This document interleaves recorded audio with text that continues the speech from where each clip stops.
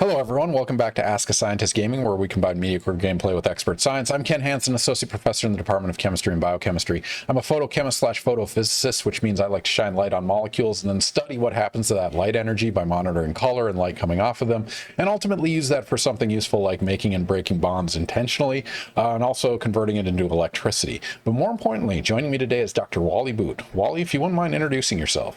Hi everyone, my name is Wally Boot. I'm a professor of psychology at Florida State University. My research largely deals with how existing and emerging technologies can support the health, well-being, social connectedness, and quality of life of older people.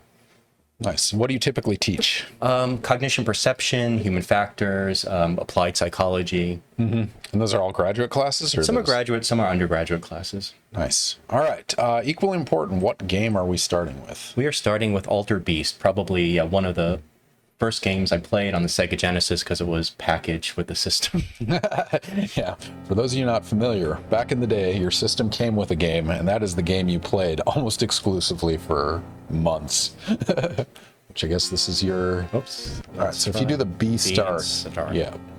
Now I'm going to give myself an advantage. Yeah, we have slight cheat codes enabled. Okay. It didn't have an actual menu, but if you press B and start together, you can add health and you can add lives. Rise from your grave. Command you to rise from your grave and rescue my daughter. Is that what that said? I think that's the plot. It's unclear. So yeah, ladies and gentlemen, this is Altered Beast, and this was one of those games that looked really, really cool on the box and in the previews, but then you started playing. But obviously near and dear to your heart. There we go.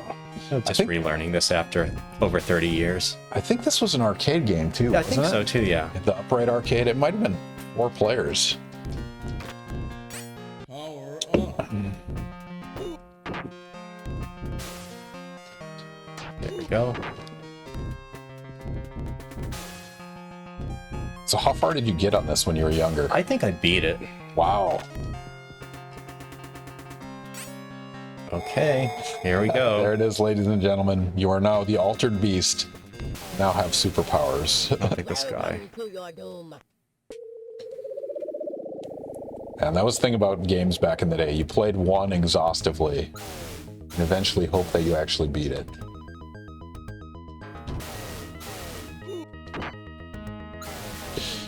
Okay. No. I need to stop doing that, exactly that thing. That's the one thing that, you realize that I need to stop doing that one thing, and then that's all you can think about doing. Yeah. Scientific method as applied to video games. I'm gonna let you get through the first level before just so you can settle in, relax it. Yeah. You can enjoy your gameplay time. Doing better. Okay. And I just love, they did as much as they could with their 16-bit processing, right? You can't criticize them. Yeah. Just sprites and just shake them and they're hurting. Sure, do you happen to remember how many levels are in this game? Oh, I have no idea. I remember 3 forms of monsters. I think there was like a wolf, a lizard. Was it like a bat? I don't know. I don't remember. I honestly couldn't tell you. But I should look up the speedrun time. Yeah. Okay. What's your guess on the speedrun record on this?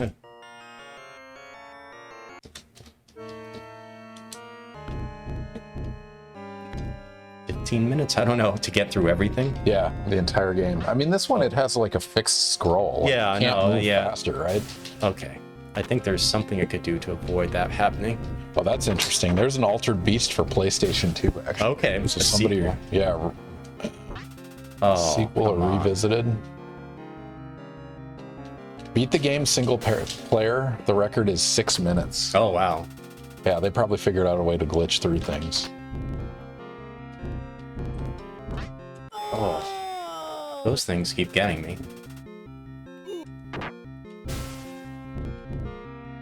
I mean, there's really the sound not effect. going on other than them throwing more things at you. The sound effects.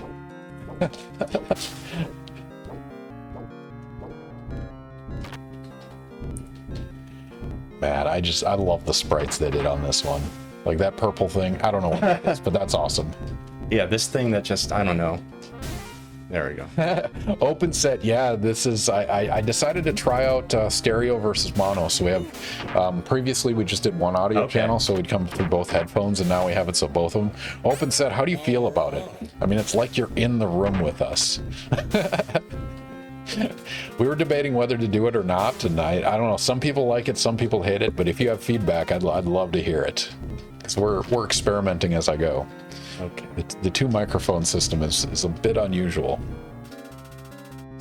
And you were just holding on to that last. Well, I think 0 counts as a live too. So okay.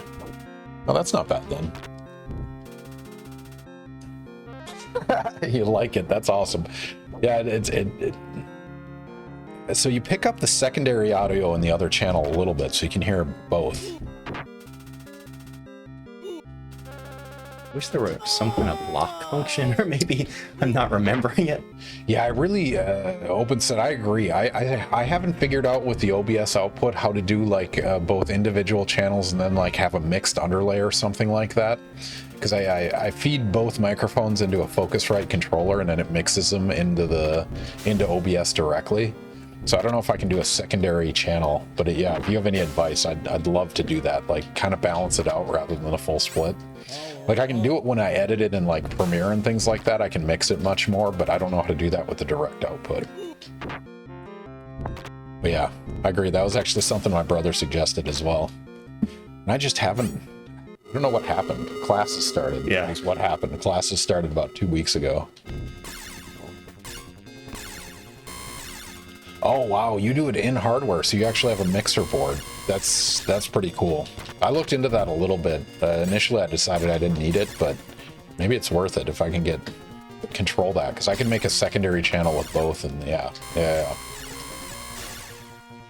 So the streaming stuff is a learning curve. It's been fun. All right, well, you've had some time to settle in, but now you have a boss fight. Yeah. The smoke is absolutely amazing. Just get up to it special. Whoa! You just melted it. Oh, that was beautiful.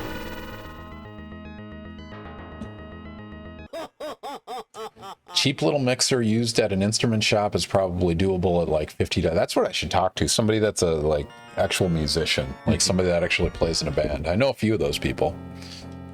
The boss fight is scrubbing bubbles. That is an accurate depiction of Altered Beasts. Also, congrats on level 2. Thank you. Yeah, we'll take these victories as we go.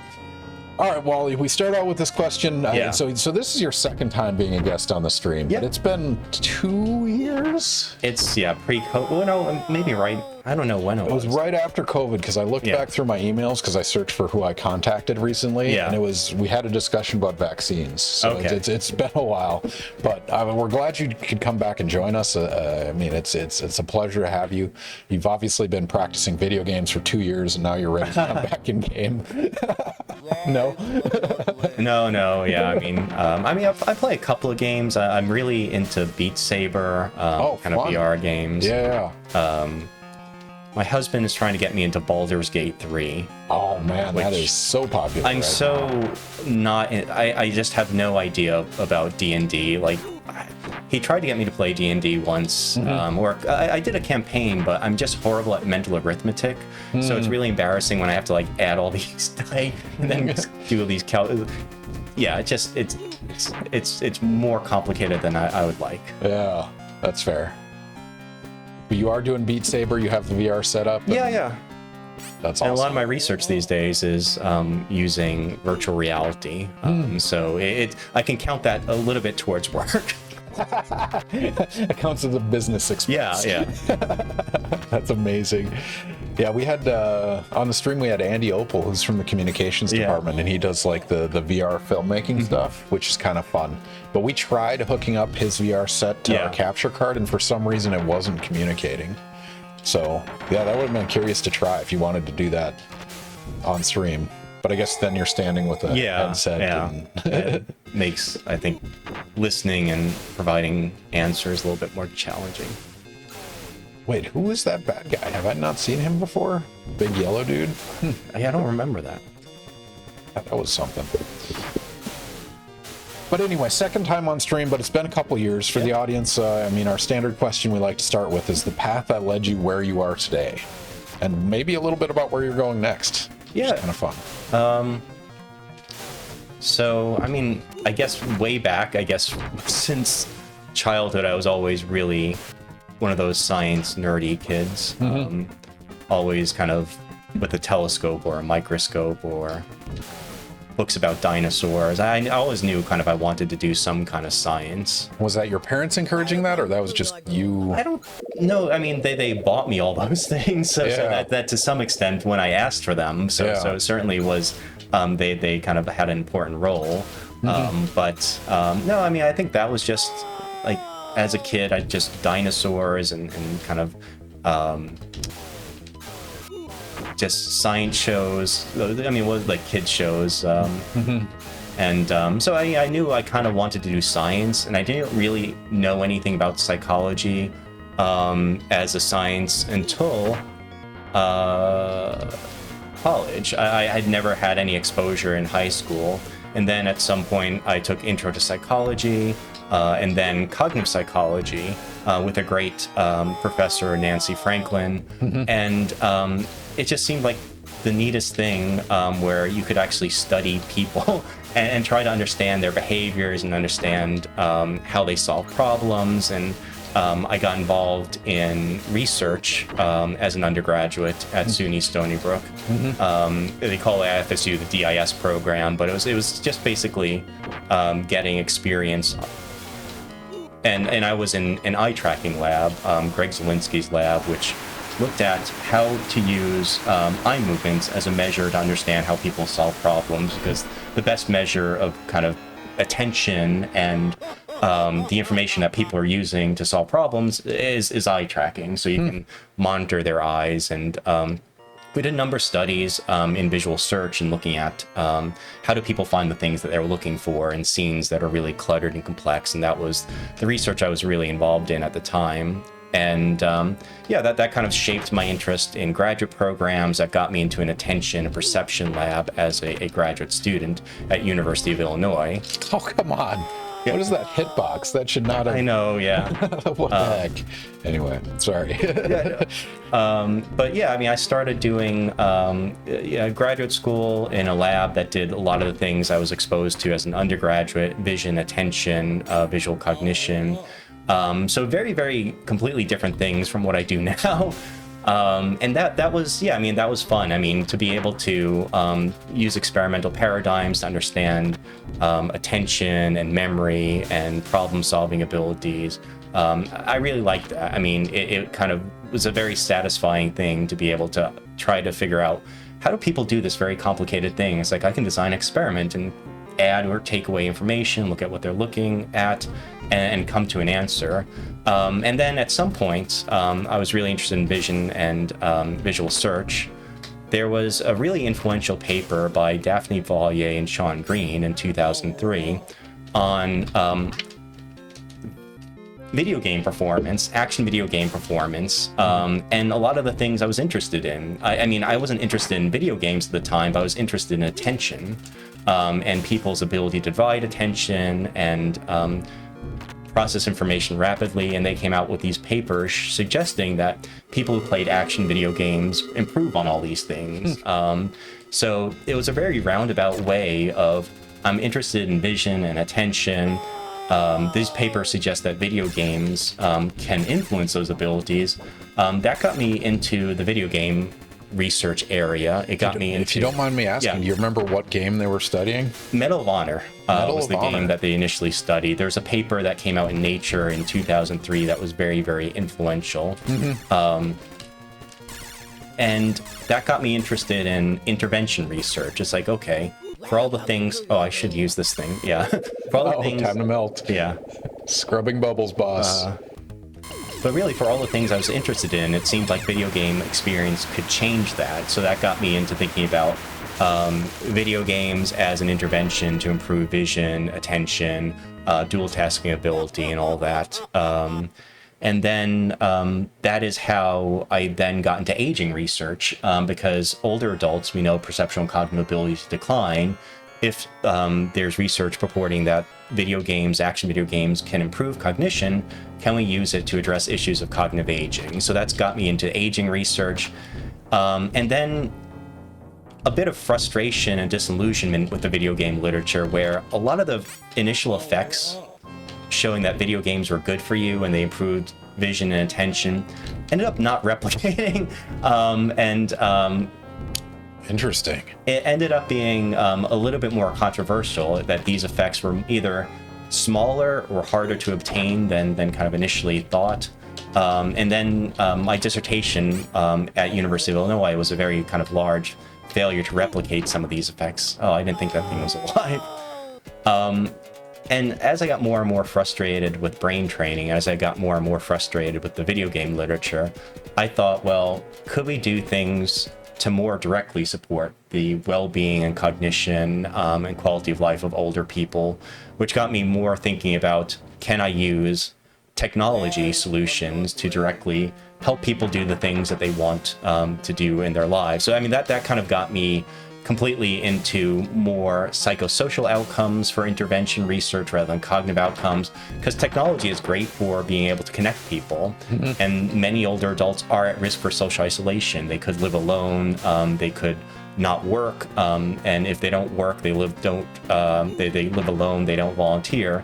They can be lonely, and loneliness can have really devastating outcomes for anyone. The Surgeon General just released a big report about the negative impacts of loneliness. So that became my target for, can we use even video games to improve social connectivity? We're doing a lot of research these days on virtual reality, and can virtual reality be used to help have people who might be at risk for social isolation to connect with other people? And we published a research paper recently looking at that exact kind of question of, oh, I got all the way here and I didn't do anything yet. So we're beginning to look at VR, specifically social VR applications, as a way to potentially reduce loneliness of older adults at risk for social isolation. And it seems to be, I mean, we're getting very promising initial results showing that it's feasible, it's acceptable.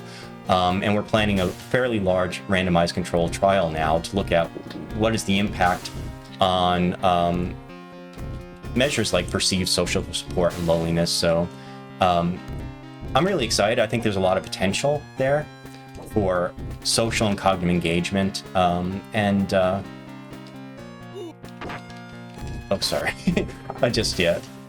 So those are kind of maybe that's kind of my I think the research that excites me most these days is technology solutions to directly support social and cognitive engagement, decision making. There's a lot of research now that is using artificial intelligence, for example, to help people in their decision-making processes, help them do the things that they want to do.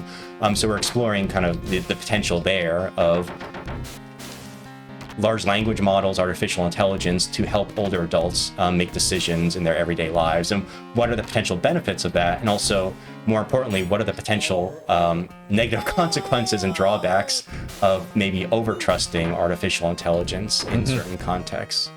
And I love the fact that his body grows, but his head stays the same. That's very...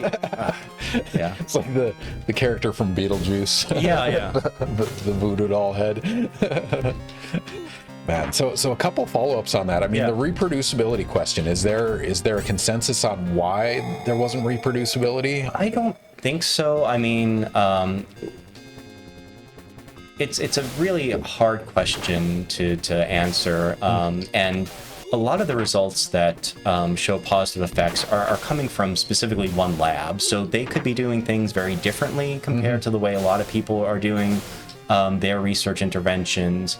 And it's really, it kind of is the larger question of, does brain training or does cognitive training work, like Lumosity or Posit Science? It's still very, very controversial, and there's still very limited evidence that cognitive training provides benefits beyond just getting better at the cognitive training program and tasks very, very similar to it. Yeah. in terms of reducing things like crash rate. I mean, automobile crash rate would be a great kind of target to be able to reduce. There's very limited evidence in terms of that, in terms of reducing dementia incidents. It's very mixed literature. So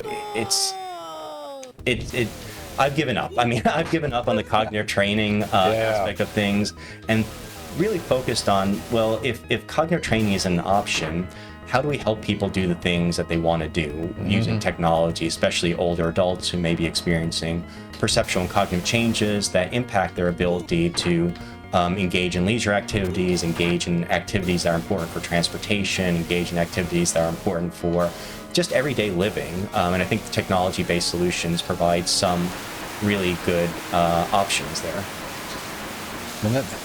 Man, that's interesting. I mean, it's just a hard problem, right? Reproducibility, when you have so many variables going into it, you can't assign the differences to one particular thing. It's, I mean, that you guys have a hard battle in psychology, sociology, and especially if your intervention is a video game. Video games are so complex that it's hard to know what the active ingredient is. So if a video game is improving someone's cognition, these games they tap many different cognitive abilities. They have lots of different components, and the control condition is often a video game that's very, very different. So the control condition is often Tetris. There's so many differences between Medal of Honor and Tetris. It's hard to know, even if it works, why does it work? No, that's. I mean, I guess the other question is, if the effect is profound enough, shouldn't it come through as obvious in these studies? Right. And then, is there any example of that where it's been just like, this is just obvious outcome?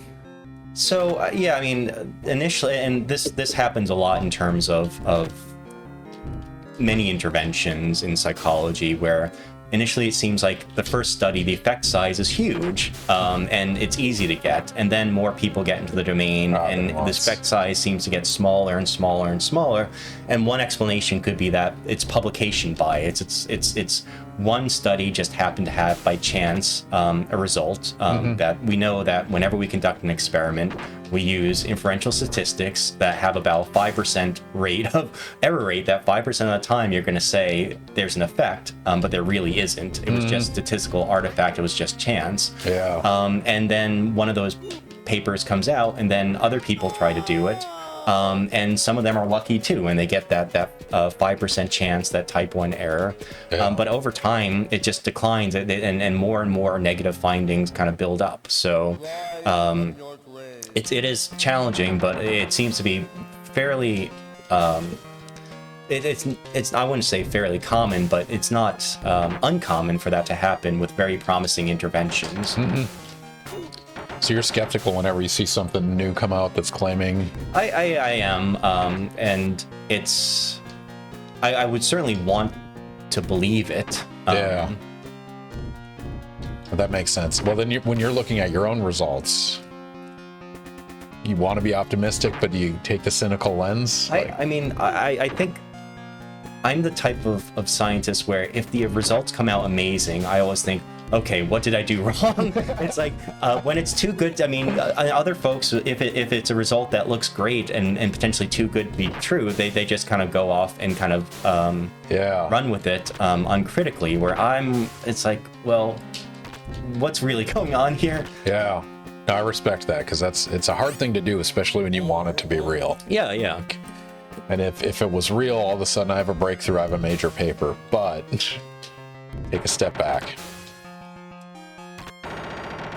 Yeah, I don't know where this yellow guy is coming from now. JX Big Power has a question. Okay.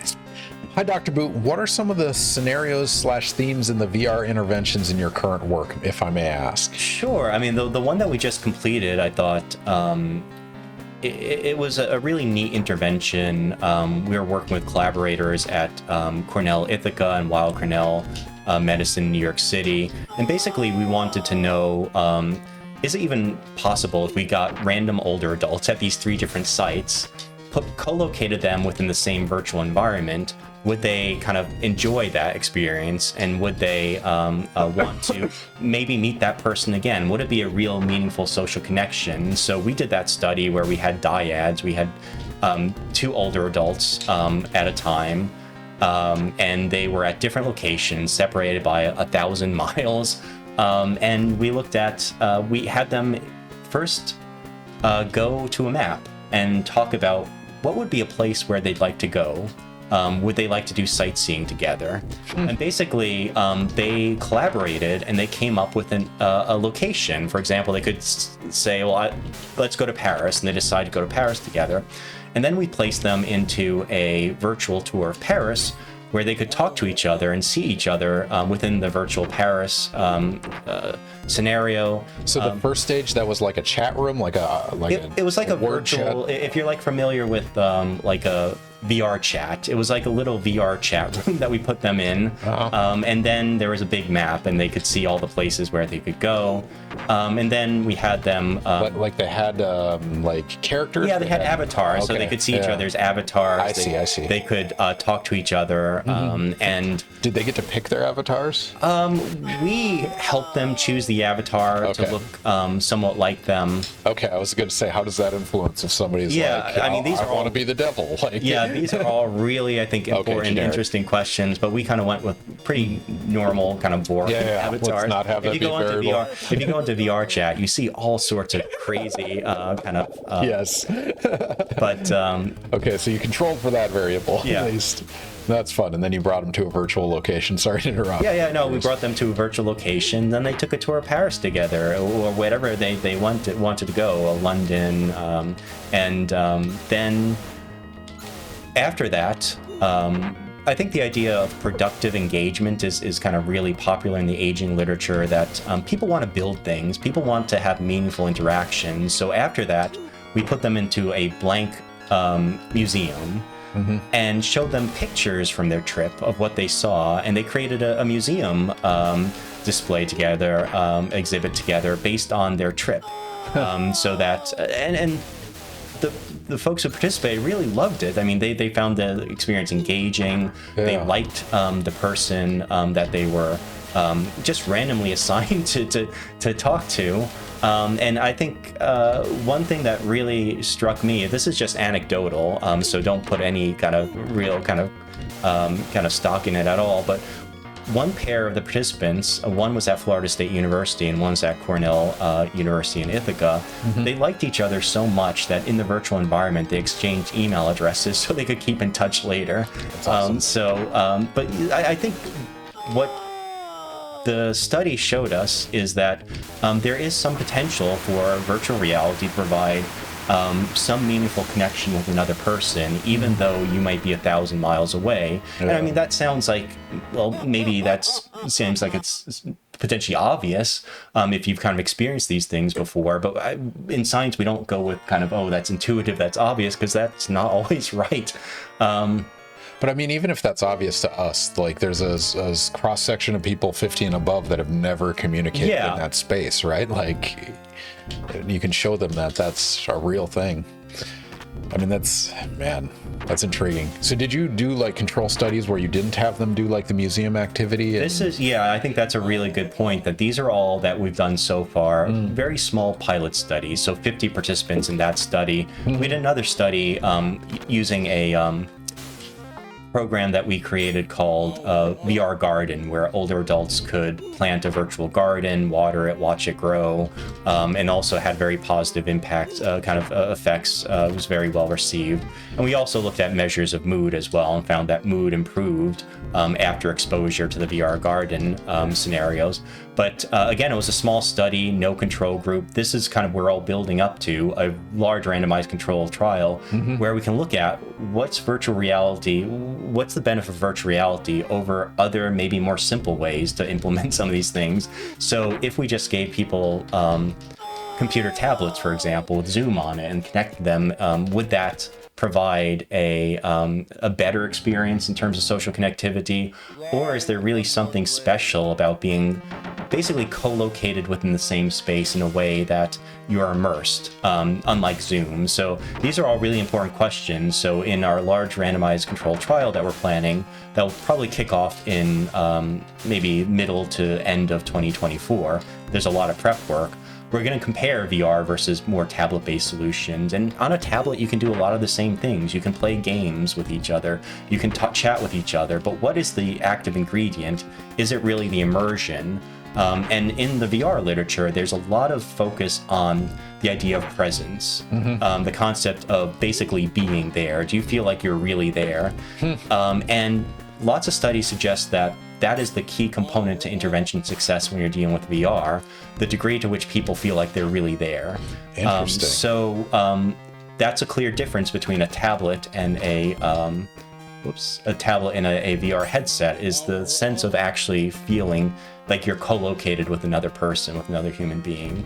But then there's the trade-off of, you're talking, like you mentioned, you're talking to an avatar, something that doesn't look quite like a human being, uncanny valley-ish type of thing. Is that going to have an effect? So there are a million variables where we just don't know, but I think we need to do the work. We need to figure out, rather than assume that all these things are going to be useful and also usable by older people, because as you mentioned, older adults tend to have different technology proficiencies compared to younger adults, especially with kind of more emerging technologies like VR.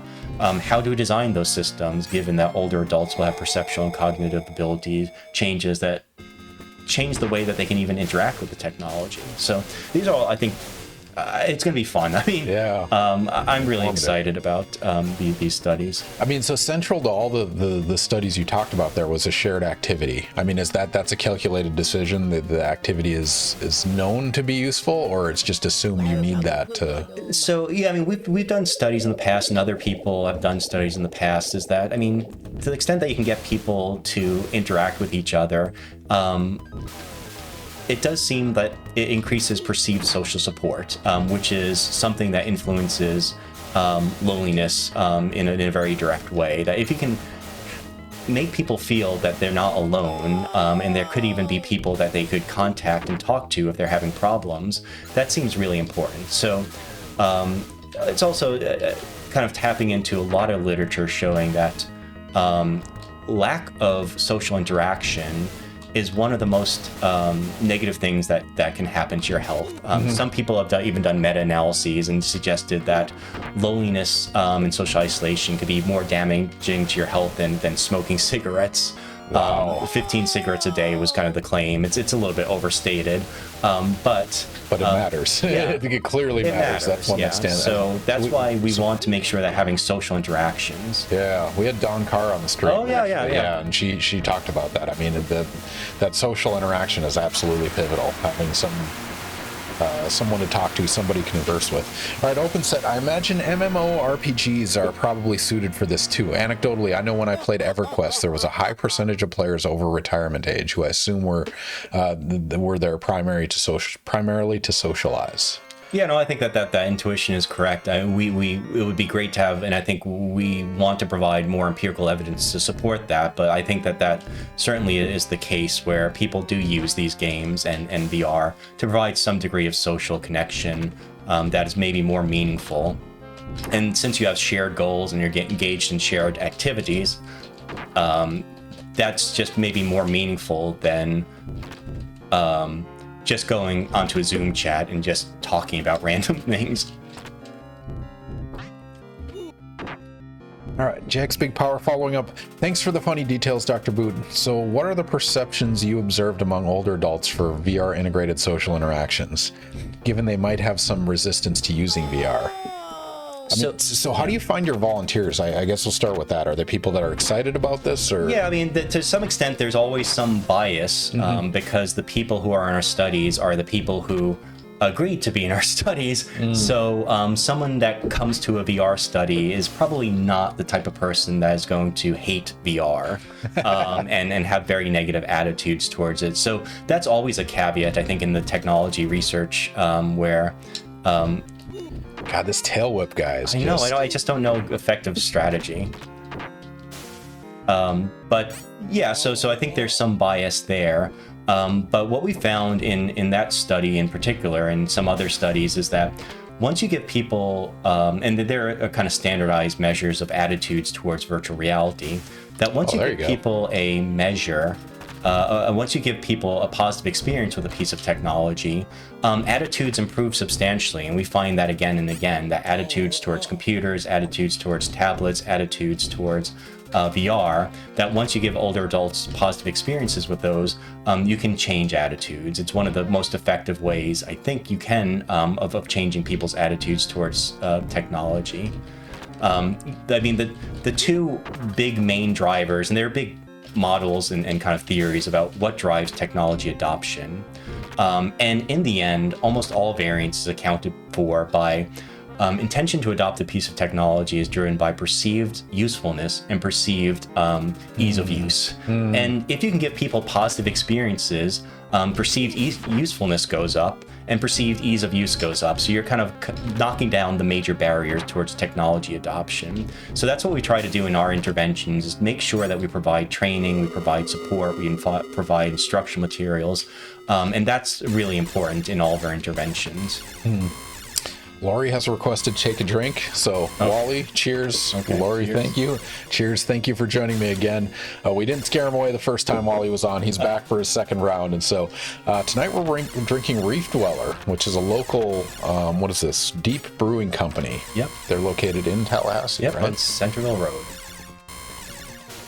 I'm a bit surprised how many local breweries we can actually support. Yeah. And they're all so good. That's the thing. It's like of the ones in Tallahassee, there are a lot of them, but they're all exceptional. Yeah, there's Proof, there's Deep, there's Ology, there's I'm sure others I don't know off the top of my head. But cheers, Laurie. Thank you for joining us. Okay. I know you're building up points just to get me drunk on a Wednesday night. So Laurie, thank you for joining us again. See, this is I don't understand how this one is just so trivially easy, that boss. You found the trick. And now your powers are gone. Yep. So usually we try to do cheat codes. I could not get the cheat codes to work for Altered Beast. I don't know why. Somehow the BizHawk emulator, if anyone has any advice on it, I'd love to learn. But you're consistently getting to this level. Yeah, I know. And then it all goes down from hill from here. Yeah. The difficulty spikes quite a bit. Got to keep those quarters going in the game. I mean, so the aging studies are interesting because, like, there's a time limit on the research relevance of this, right? Because you're aging out a certain demographic and new ones coming in. Like, in 20 years, we're nearing that age. Yeah, well, I mean, I like that question. I thought a lot about that question. Is everything I'm doing going to be irrelevant in... Well, I didn't say that. No. But it is a worthwhile, yeah. But I would argue, and I think there's a good case to be made, that there's always going to be an age-related digital divide. Yeah. And that part of that is because the technology keeps on changing. I mean, you think about, not only does the technology keep on rapidly advancing, diffusion of technology is increasing as well, where it took, I mean, a ridiculous amount of time for technologies like electricity and the telephone to reach 50% of US households. For MP3 players, it was like a couple of years, where other technologies, it took decades. You think that something like ChatGPT, that took months for so many people to now just have that be part of their work routine, or so we're seeing all that rapidly advancing technology and a fusion of technology. So speaking of which, we have a prediction related to this idea. I'm going to jump in on this then I'll one finish right my here. thought. Yeah, sorry. I'm going to pop a prediction up there. So ladies and gentlemen, on Ask a Scientist Gaming, we don't do video game related questions, at least not typically. We do science related questions that our guest comes up with ahead of time. And so we're going to pop a prediction up there right now. If you're not following, click the follow button, get your 300 standard internet units that you can confidently or not confidently bet on one of the two answers to our science question. The question we're going to pop up, which is related to this progress and propagation of technology, is what % of people over the age of 65 in the United States own a smartphone? Is it greater than 50% or less than 50%? Yeah, sorry to interrupt, but I thought this one was a perfect part to put this one in, because this is I mean, directly relevant And it because keeps me from spoiling the answer. I mean, smartphones came into the picture, what, 2005, 2006, when they really started, like that's when the iPhone came out. And so the question is, what percent of people over the age of 65 in the US own a smartphone? Is there anything you want to add on this one? Or I think this one's pretty straightforward. Yeah, no, I think that's pretty straightforward. But it's fun that you can quantify the digital divide. Like this is and Pew takes really good records of all of this. I like that yellow guy. It's just random, yeah. He's just randomly different from everything else. Yep. All right, you guys have about a minute. Put that answer to that prediction in. So do you look at these numbers in terms of like the quantitative digital divide in terms of targeting, or is just VR is the mechanism of choice right now? So, I mean, we're always, I'm obsessed with these numbers. I track them all the time about the digital divide because that's my interest. But yeah, right now, unfortunately, since COVID, Pew hasn't been updating their numbers as regularly. But I think it's always good for us to know what the digital landscape is of the people that we're trying to reach. What's the proficiency? What's the knowledge? What's the ownership? Because we want to be able to know what technologies might be out there for us to be able to help them. All right, we just closed out. So Wally, what's the answer? Greater than 50% or less than 50%? It is now greater than 50%. That's 60% of older adults in the United States as of 2021 own a smartphone, which is very, very different compared to younger cohorts. The 18 to 29 group, obviously, it's almost 100%. It might be, I think, 96%. But I think it's important to recognize, and the reason we keep track of these things is because if you are a developer thinking, well, I want to help older adults with a specific thing, so I'm going to develop an app. You have to recognize that 40% of older adults will not be able to use that app because 40% don't own a smartphone. So this is kind of where I think it's very relevant to the work that we do. If we're going to come up with technology-based solutions, we have to understand not only kind of ownership, but also proficiency as well. That even for older adults who do own a smartphone, compared to younger adults who own a smartphone, there's often large differences in smartphone proficiency as well. I was going to say, like, owning the smartphone is step one, but downloading the app and installing and using it, like that's another barrier. The percentage just goes down, presumably exponentially, which is pretty crazy. Yeah, and there's a lot of diversity. I mean, often Pew kind of cuts this up 65 plus, but it's also important to recognize that 65 plus is a very, very large age range. And even within that age range, you see large digital divides where older people have less technology ownership and experience compared to older people. Older adults with cognitive impairment or disability are also more likely not to have access to technology, and of course rural older adults as well. So it's really important to understand the context of the individual to be able to propose effective technology-based solutions.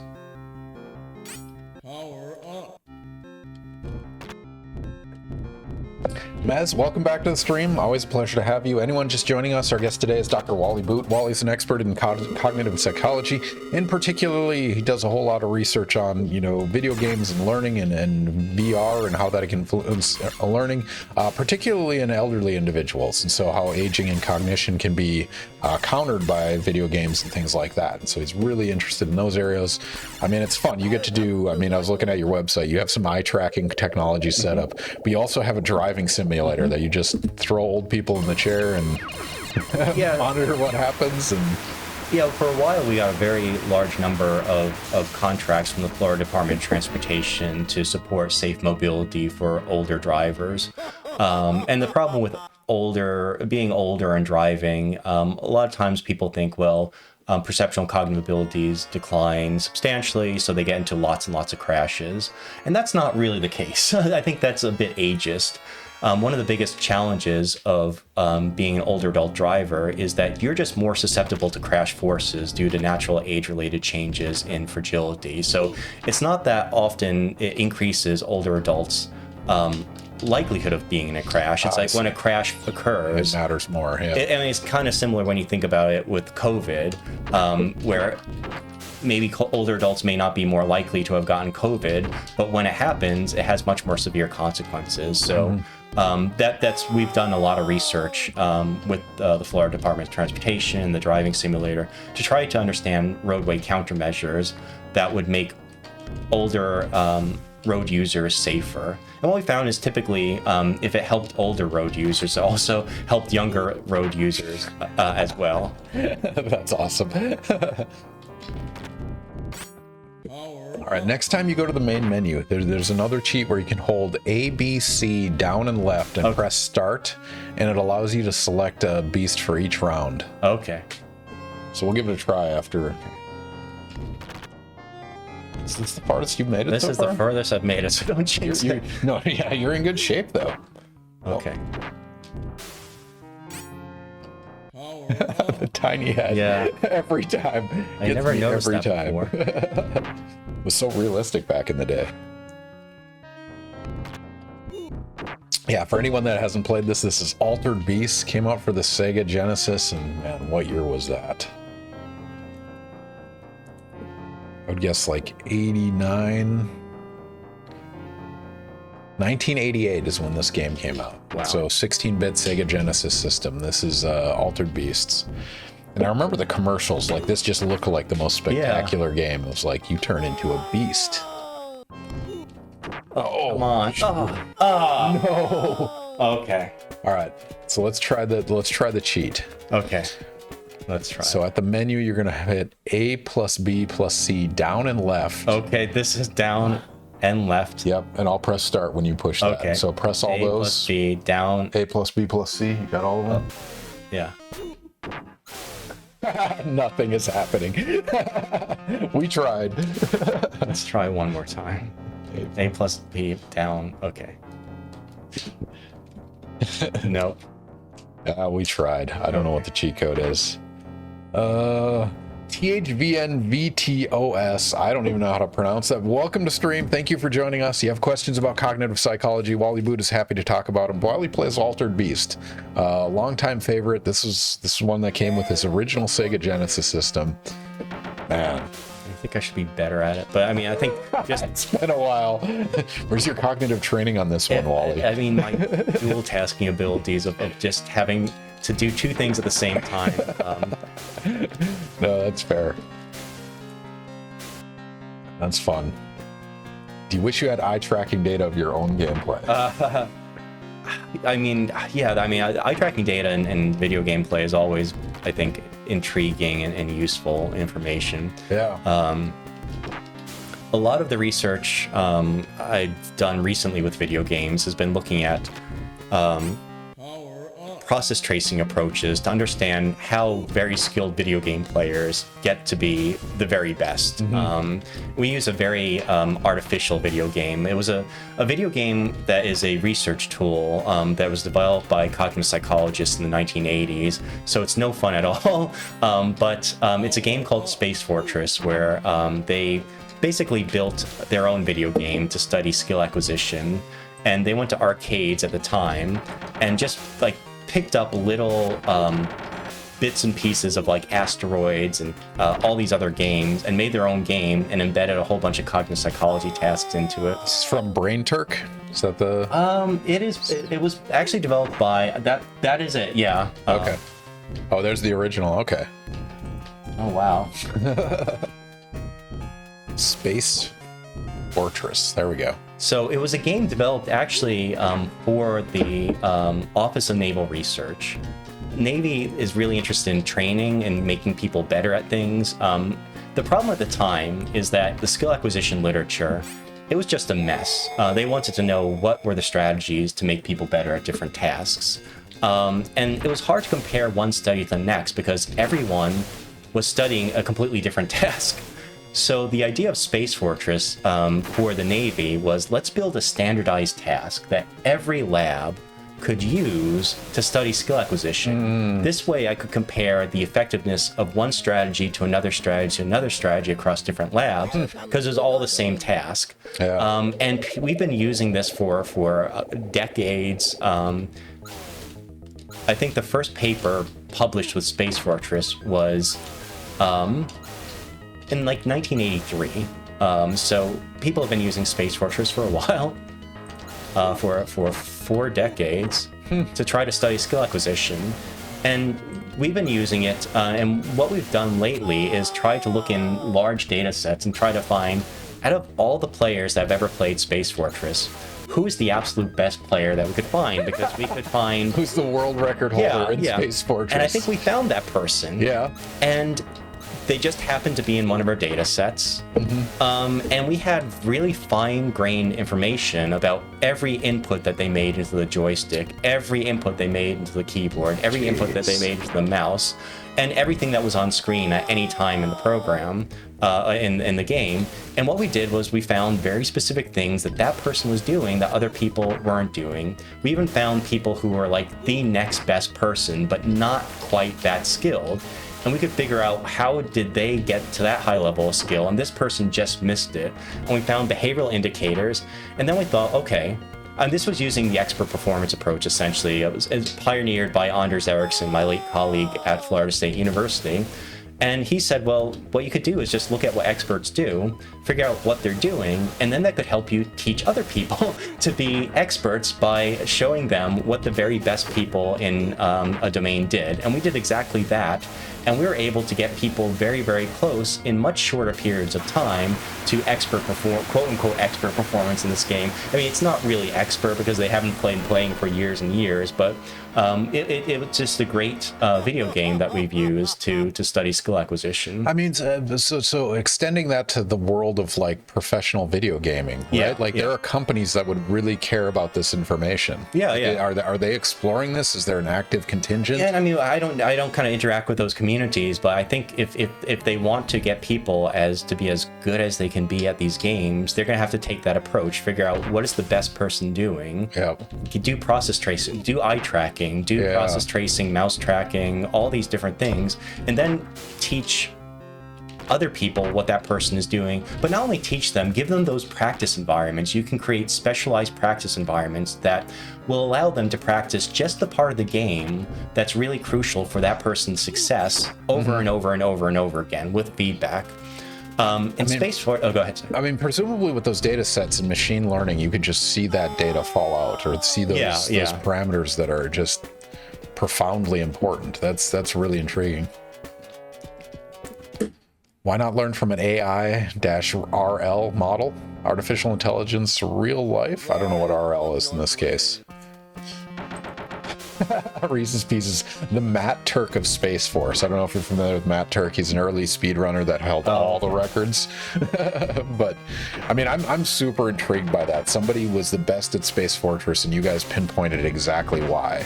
And so I guess a follow-up question on that. There's a certain amount of, this nature versus nurture. You can only learn so much, and there's a certain natural ability.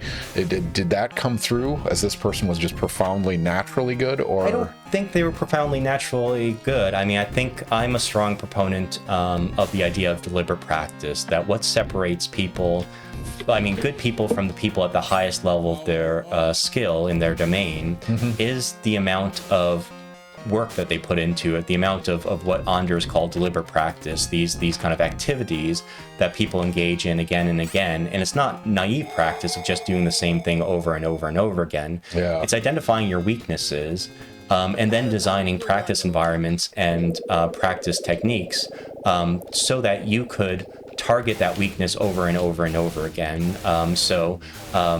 I'm a strong proponent that most of this is due to people's practice histories. The one kind of maybe defining, the one kind of thing that may be hard to account for is the motivation to engage in these activities, because these activities are really, really hard and effortful, and people don't like to do them. But training is hard, practice is hard. Yeah. I just want to point out, you made it to this boss with 0 damage. Oh, wow. No, well done, sir. It was very different. I just had a really horrible run, and this is. No, deliberate practice. That's what we're going to call it. That's fun. Open set. Kind of surprised the military doesn't just take these practice environments and just go full Ender's Game route. I don't know if you're familiar with Ender's Game. Yeah. Okay. Anyone not familiar with it, it's but basically, oh, you're practicing a video game for the real thing. Nope, just kidding. It is the real thing. You just murdered a lot of stuff. Yeah, So spoilers on spoilers on Ender's Game. All right. I'm going to catch up on a question here. Okay. THVN VTOS. You can feel free to tell me how you want me to say that name. Forget my last question, lol. I'm really interested to have your opinion about how memories are formed in the brain.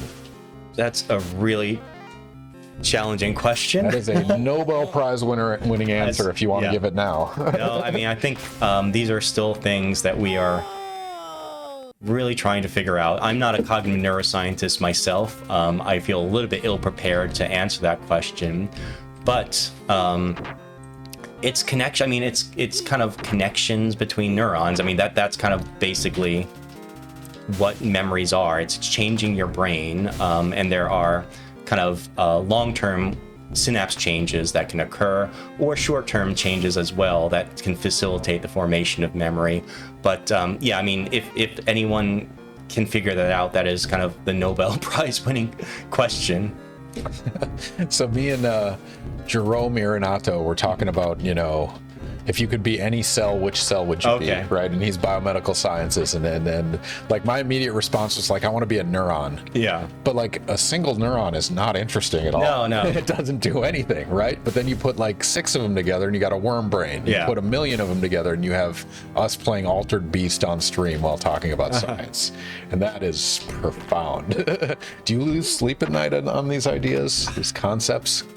I'm usually too tired at the end of the day to lose sleep. There's too many things fair. to take care of. Oh, it's Thontanos from Greek mythology. Okay. Thontanos. And Thontanos was taken, so we put a bunch of V's in there. You're making life hard here, Thontanos, but thank you. People didn't just pick immortality and become HeLa cells. So individual HeLa cells die, but it's the replication that keeps them going. But good choice, immortality. I don't know if I'd want to be an immortal cell.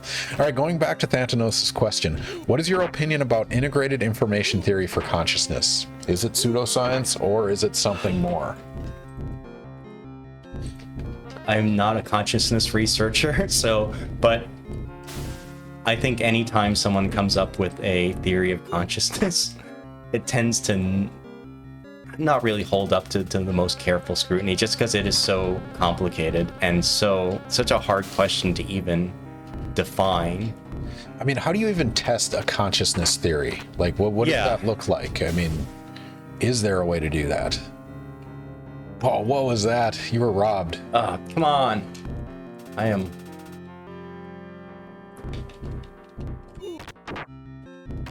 I really feel like these dragons should be more threatening. Yeah, they don't really do much of anything. No, they don't. They look grandiose. They should. All right, Antonos, if I may ask a personal question, I'm currently doing a PhD in AI/neuroscience, and I'm really confused about what to do next.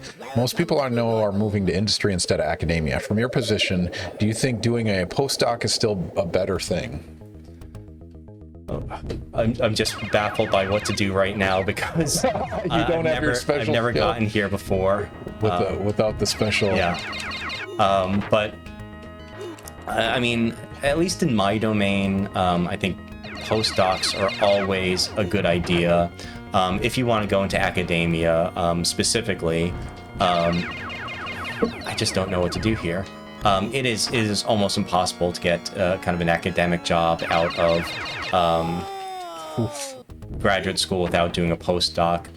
Industry is different. I think industry positions, you could probably find really good positions in industry. Oh, the eyeballs, those are hurting him, I think. Okay. So you don't have to hit him directly. If you hit them, he's lighting up red. Yeah. But going into industry, I mean, a postdoc could be helpful, but I think a lot of people get, at least in my domain, a lot of people can get industry positions without the postdoc. I mean, people who do data science, people who do have good kind of ability to do computational models and data science. I think there's a lot that you can do with the PhD without a postdoc. So we're an hour in. Do you want to keep playing, or you want to press Let's something try else? something a little bit different. What do you want to go with? I don't know. What We have Contra. We have Teenage Mutant Ninja Turtles. Let's try Contra. Contra's a good one. I mean, that we got Infinite Lives for that one. That's all right. So that we're gonna shift over to the NES. Okay. Reese's Pieces. I'm extremely disturbed by the proportion of his head and his body. Yes. We talked about that. It's the Beetlejuice shrunken head guy, essentially. All right, you are up. Contra, one of the all-time classics for the Nintendo Entertainment System. Antinos, yeah, I wish there was more funding into research. We all do. I mean, that's the sad part. If we won the lottery, we would still do what we do now. We would just do it much more efficiently with much better toys. Like, oh man, it's frustrating. Jake's Big Power is redeemed. Take a drink. Wally, Okay, hold cheers. on. I got to get this thing first. You can press pause. Cheers, Jax. Hopefully you're drinking on a Wednesday night with us. Wally, do you know why I do Ask a Scientist on Wednesday night? I have no idea. Because I teach Monday, Wednesday, Friday at 8 a.m. So Thursday is my day off. In fact, I don't even have office hours on Thursday. So we're allowed to drink on Wednesday night. Speaking of which, do you teach tomorrow? I've got a meeting at 9, I think. Okay. That's not bad. Thantanos, I'm drinking too. Cheers. Waiting for a NEURIPS, N-E-U-R-I-P-S decision tomorrow. Hope I get accepted. I don't know what that is. Do you know what that is? It's right here. This right there. I don't know what that is. Yeah, if you can enlighten us, Thanos. Yeah, we're cheering for you, and might as well drink ahead of time. So, cheers. Thank you for joining us. And yeah, we're drinking Reef Dweller Indian Pale Ale by Deep Brewing Company. It's an AIML, Artificial Intelligence Machine Learning Conference. Yeah, that's interesting. I mean, conferences are handled very differently depending on your discipline. Yeah. I'm from France, so I'm drinking some wine. Nice. Oh man. So 2 guests ago, we had Nathan Kroc on, and he decided he wanted to drink mead. Okay. Which I don't know if you've had any mead before, but it's it's the Scandinavian like sweet wine, but it was like 19% alcohol, and it just sneaks up on you because it's delicious, right? But yeah, Reef Dweller tonight, and it's been a lot of fun. Oh man.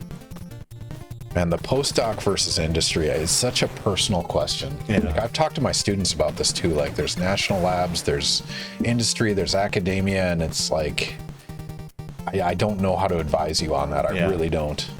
Yeah, I mean, I always try to hopefully give my students skills that would make them successful in either industry or academic, just because, I mean, in our field, and probably lots of fields, we're producing way too many PhDs for academic positions that are out there.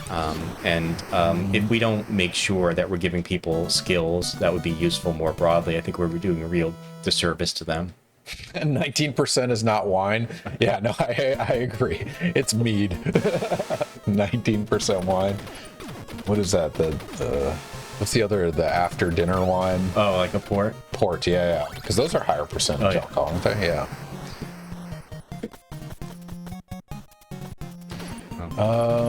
In that field, I assume you've heard the ChatGPT Chata Jai Pit joke. Oh, yeah. I've not heard that. Is that?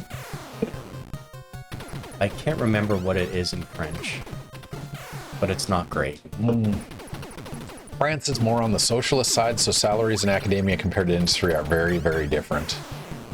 Yeah, that's fair. ChatGPT. Speaking of ChatGPT, so we do a lot of test analysis. I don't know how familiar you are with the like test analysis theory, but there's like modern testing theory and classical testing theory. And modern testing theory, like Roche analysis, you can do fitting. Yeah. So I fed 6 years worth of my exams into ChatGPT just to see what the outcomes were. And it turns out, like, on that Roche modeling, you can see a difference when it's answered with ChatGPT. And the reason is it answers things differently than a human would. Obviously it does, but, like, to see it in the data, to see, like, a 5 sigma not fit, like, it's pretty incredible. We're going to try to publish a piece on it that's just like, yeah, this might be a way to detect things if you can fit and translate. So that's French jokes that I am not getting. I avoided that one to be more family friendly. Oh no, we're an 18+ stream, so open set. Feel free to go to town. Unfortunately, neither Wally nor I speak French, so we are not going to try to translate any jokes you put in chat. But anyone watching can feel free to enjoy as long as their French is sufficiently advanced. Man, we should do another prediction. Which one do you want to do? Let's see. I don't know which one would be good. Maybe the first one.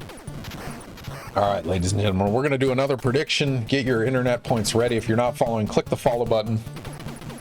One, it gets you internet points to gamble on science questions. Mostly for pride, the points aren't particularly useful, but also it helps our visibility on the channel. So thank you for the follow. Vantanos, thank you for the follow. Enjoy your 300 standard internet units, which you can gamble on the question that's going to come up right now. We're going to give you guys 2 minutes to answer this. The question is, all cognitive abilities decline with age, true or false? And so we don't necessarily define how much they decline, but the statement here is all cognitive abilities decline with age. Is that a true or a false statement? And we're going to say beyond a certain threshold of age, like beyond the age of 30 or something. I mean, if you had to, because obviously initially it increases no matter what. So we'll say beyond the age of 30, all cognitive abilities decline with age, true or false.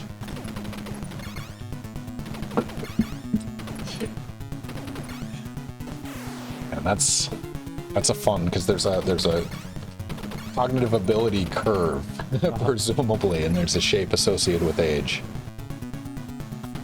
And the speed run of this game is pretty incredible. So in order to beat this, you need to get the spreads, the 3-shot, and they're doing like 12 taps a second or something on their controller. Like their press rate is so astonishingly high. All right, you guys have about 1 minute left. All cognitive abilities decline with age, true or false? Is there anything else you want to add to that prediction, or? I think pretty. Yeah, it's pretty straightforward. Yeah, I guess the only thing we could have added was an age threshold, but we'll say above the age of 30 or something like that. It's obviously, man, watching my kid learn how to read has been profound, because it is such an exponential curve. It just, from week to week, you just see how much better it gets, and it's really fun to watch. I mean, I guess, do you see those kind of progressions, like in an elderly patient that you're studying? Like, do you see the learning curve? Yeah, I think everyone, other than people, I think, with severe cognitive impairment near the end of their life, everyone seems to be able to learn. And that kind of, you can't teach an old dog new tricks is a very ageist and untrue, I think, notion. I think we've taught, for example, in some of our randomized control trials, looking at the benefits of technology for social support, we've designed our own computer systems to provide social support for older adults. And we've had participants in our studies who are 98 years old and have never touched a computer before, who are able to learn the system just fine with training. All right, Wally, what's the answer? All cognitive abilities decline with age, true or false? That is false. False. So some do, some don't. So, I mean, many abilities do on average decline with age. Some memory abilities, for example, attentional abilities, processing speed. Oh no. But there's a class of cognitive abilities that we usually refer to as crystallized intelligence or crystallized knowledge that either stays the same or increases later in life. And these are things like vocabulary or knowledge about the world, where older adults just know more about the world and continue to accumulate information throughout the entire span of their lives, which makes them better at some cognitive tests that measure that ability. So we're the ones that go down. So Fantanos is saying reaction time goes down. Yeah, I mean, typically we talk about processing speed, and processing speed is related to reaction time, your ability to process and complete fundamental basic cognitive steps. And the problem is that as you age, your processing speed declines, which makes things, every step along the process of a complex cognitive process, a little bit more slow. And all those little bit more slow steps then end up being large once you combine all those things together. So, so processing speed has often been, at least for some theories of aging, cognitive aging, has been kind of posited as the one thing, the one ring to rule them all, the one thing that causes all other cognitive abilities to change. The fact that everything is just so much slower, all fundamental cognitive processes, and then that affects memory, and that affects your ability to pay attention, affects all these things. So. All right, I just put a link in chat, a Wikipedia page on fluid intelligence versus crystallized intelligence. That's interesting. So this general intelligence, this G factor. So I just watched a YouTube video recently by, man, who was it? What is his name? Veritasium, where he talked about IQ and like what IQ means and is it useful, and it was intriguing because it's like every piece of data says, you know, IQ correlates with outcomes, right? But it was like the eugenics people hijacked it early on and then it became taboo. I mean, what's your position on that as a cognitive psychologist? Well, I mean, I think, and I was just talking to my students about this in terms of chess expertise and kind of expertise in various domains, and it ends up being that sometimes IQ seems to be very important at the beginning of the skill acquisition phase as you're just trying to figure things out. But as people get more and more skilled at a task, IQ and other cognitive abilities seem to drop off. Their importance drops off substantially. Because if you think about what does it take to be a chess expert, I don't even know what I'm supposed to be doing here. It's like, where's the... Shoot him in the mouth, yep. Mouth? Okay. Yep. Because it doesn't give me any feedback. Yeah, so you can see the bullet stop when he opens his mouth. Okay. Yep. And you can hear the sound of... Can you guys hear the sound on this? Is the volume good? Yeah, you hear that? Yeah. Yep, that's when it's hitting. Okay. So in a lot of skill acquisition studies and in studies of expertise, IQ seems to be important as you're just trying to figure things out. But as you gain more and more expertise and more knowledge, really what makes a chess expert and why they can perform the way they can is because their head is just full of lots of chess knowledge. And at the end, it's the knowledge that you have in your head that it's domain specific that ends up being the most important thing in determining someone's level of skill. And then there's arguments, again, that going back to deliberate practice, that if you could help people gain these mental representations related to exceptional performance, then cognition tends to drop off as a major predictor. Well, that's interesting. That's the Malcolm Gladwell 10,000 hours. Like the chess players are like memorizing positions. I heard from a student actually that a lot of the foundation of that was drawn by a professor from, is that Ericsson? Anders Ericsson, his initial work, a lot of the initial work he was looking at violin experts, and he was looking at these very prestigious violin academies in Germany, I believe in Berlin, and he had the experts and the kind of good violinists and they're like very good violinists and kind of good violinists and then there are like average and he was trying to figure out what made the violin experts so good compared to other people who are still very, very highly skilled but not as skilled as the experts. So he had people keep daily diaries and figure out, as they're practicing, what are they doing that's different compared to the people that are really close to expertise but not there. And he also had them give retrospective histories. So heads up on these, you have to press down. Okay. So you're on the ground and shooting. Yes. They're lower. Yeah, the optical illusion of 3D video gaming in NES is... Anyway, sorry to interrupt. So yeah, he was doing, and he kind of collected their practice histories. Like, tell me what you were doing when you were a kid and you were practicing, what types of activities you engage in, how long. And of course, there's a lot of noisiness in that data. But what he found for those very highly skilled violin players was that basically the difference was the number of hours of accumulated practice, and specifically deliberate practice activities, which are not just practicing naively, but practice based on trying to improve specific skills, that accounted for almost all the variance in the difference between the experts and the really, really good violin players. Also, when he kind of examined their day-to-day history, what did they do in the average day? He found that the expert violin players were engaged in more solo practice activities. They were engaged in more practice activities that were focused on breaking down a specific piece of music and practicing just small snippets and small pieces of skill, what he would refer to as deliberate practice. And they also took naps more. And part of the reason why they took naps more, because the practice activities that get you really, really good at and the best in your domain are really, really tiring and require a lot of effort. So those were individuals who were engaged in these activities, these solo activities that were hard, and they ended up napping in the afternoon to help kind of recover the energy. And really, it was all, the things that seem to matter most in these studies are people's practice histories of kind of how much practice they accumulate, and what type of practice they accumulate each year.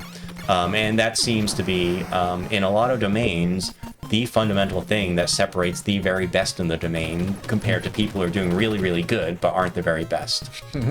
So I take naps in the afternoon. I'm the best. Got it. Yeah.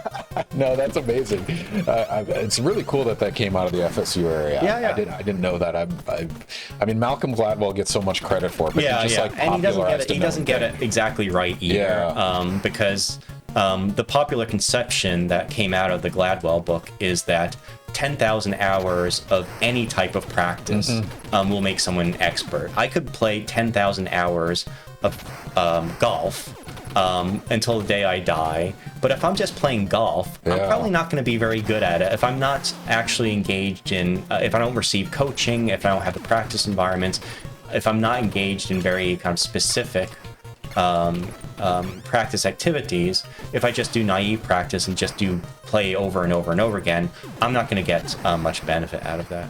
Yeah, my football coach used to say it's not practice makes perfect, it's perfect practice makes perfect. Exactly, and it's very targeted. And Fantanos is saying focused training, right? Targeting specific. I mean, it's interesting they can pinpoint the people that like target a specific piece.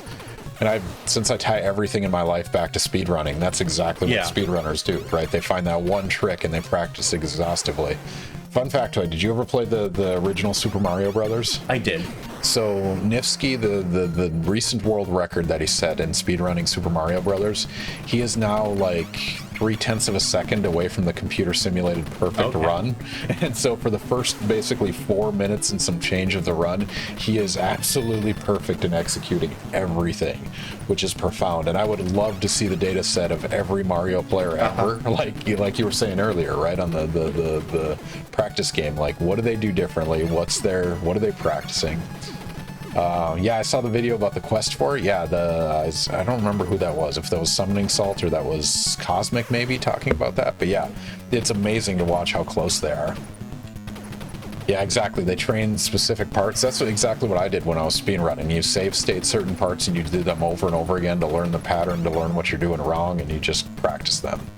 All right, catching up on a few things. Thantanos, Go greater than chess. We are not going to solve that fight tonight, whether you want to or not. I guess Go was harder for machine learning to win, but which one's greater? It's which one you have more fun playing. Let's say that. And the answer is NARC is greater than both of them. So Thantanos, you're actually new to the stream, so stick around later. Wally's going to play some NARC. All right, Thantanos wants to know, what's the age where cognitive abilities start degrading? You're not going to like this answer, but there's some processing speed measures that seem to show decline as early as one's 30s. That's not a great answer for a lot of us, but you do start noticing these processing speed declines in the second, maybe kind of third decade of your life. That's crazy. I mean, so I mean, you're basically inclining till then. You peak in your 20s, early 30s, and then it's just downhill from there. Yeah, I mean, and I mean, the nice thing about aging, and as I mentioned, our knowledge about the world continues to increase over our lifespan, which allows us to partially offset these processing speed declines, because the more you interact with the world, the more predictable the world becomes. So you don't need fast processing speed if you could predict what's going to happen next. You can prepare. So that's part of the reason why I think oftentimes perceptual and cognitive abilities decline as we age. And those are really important skills for driving. But older adults adopt strategies and know more about the world, which allows them to offset these kind of differences. And one strategy that many older adults engage in to be more safer on the road is to allow themselves more distance between their car and the car in front of them, and also just going slower. I mean, processing speed becomes less relevant if you allow greater distance between you and the car in front of you, and also if you go more slowly, you have more time to react. So there are certain strategic things and predictions that we can make about the world that help us to maintain high degrees of function, even if some of these abilities are changing. I mean, and Thanatos brought this up, the esports community. I mean, you look at that, they age out at 25 years old, right? There's just no pros that are above a certain age threshold, which is intriguing. I mean, are we essentially seeing that data set in real time on a high level? I mean, I think that may be part of it. I would argue that there could potentially be ways to counteract that with the right strategies if we kind of explored strategies more extensively. I mean, there's some things, and I'll raise the kind of difference. People say there are differences between men and women in spatial ability. And the game Space Fortress is one example where it's a very highly spatial kind of task. And on average, women perform worse at Space Fortress compared to men. But our research has shown that if you take the expert performance approach and look at what the experts are doing and show the low performers in that women, the group of women that we're testing, they can actually improve performance substantially and catch up pretty much to the way that men are performing. And it's not kind of different. There could be differences in spatial ability between men and women, but if you know the right strategy, it doesn't matter. Oh, that's interesting. I mean, that kind of, I don't know, circumvents nature versus nurture, right? Because it's a different mechanism of, no, that's really intriguing. Thanatos wants to know, we'll follow up right here. OpenSet said, sorry, I gotta get my cursor out of the way. I did about 12 years of coaching competitive math. I definitely noticed that the vast majority of the top students get much faster at finding solutions than their older coaches, who are usually math professors. That's depressing, but don't worry, our crystallized knowledge is way better. Well, I mean, I think it's also important to recognize that there's a lot of variability in aging as well, that some people, their abilities will decline more than others in terms of cognition.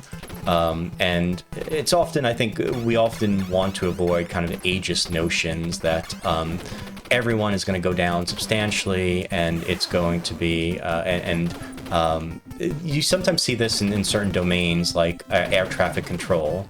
Air traffic control, I think the mandatory retirement age in the United States to be an air traffic controller is like something like 55. They basically say, once you're past 55, you're kind of past your prime, and you shouldn't be an air traffic controller anymore. And I think that's probably very overly conservative, because there are probably lots of people, again, who know a lot about the task after many years and many decades of experience, where it doesn't necessarily mean that their performance is going to be substantially worse or really any worse compared to younger air traffic controllers. I mean, how much of that is dictated by some insurance company and an actuary table, right? Like, it's the generalization, presumably. Yeah, I mean, I think people are making kind of generalizations, but not recognizing that domain knowledge can really offset a lot of these changes. Yeah. I I mean, how do you feel about the terminology crystallized knowledge? It alludes to, you know, at some age your brain is set and you're not changing your I mean, right? it's largely, I think, it's just basically, I don't know what to do here at all, but I just got run over. But yeah, I mean, I think the contrast that people wanted to make it was between fluid abilities, and fluid abilities are kind of manipulating information in your mind and these complex cognitive processes. And it just seemed like a good name. I think if you're comparing it to fluid, crystallized seems to some extent to capture the nature of that ability much more. I mean, it's not like it's completely locked in. We see in some of our data sets that things like vocabulary, they tend to still go up even for people who are kind of approaching 50s, 60s, 70s. They're just learning more. They're just getting more and more exposed to the world. So it seems like a good way. I just don't know what to do with this thing. I think you have to shoot him till he blows up, but it's non-trivial. No worries. Okay. I mean, is there any truth in? I mean, people obviously cognitive abilities decline, and you've seen some people so set in their ways that you're not going to change their mind no matter what happens. And then there's some young people like that too. Yeah, that's true. I mean, does that pliability change? Is there any truth to that? I mean, maybe cognitive flexibility, there's some degree of kind of cognitive flexibility that might decline with age, but again, I think that's going to be very variable from person to person.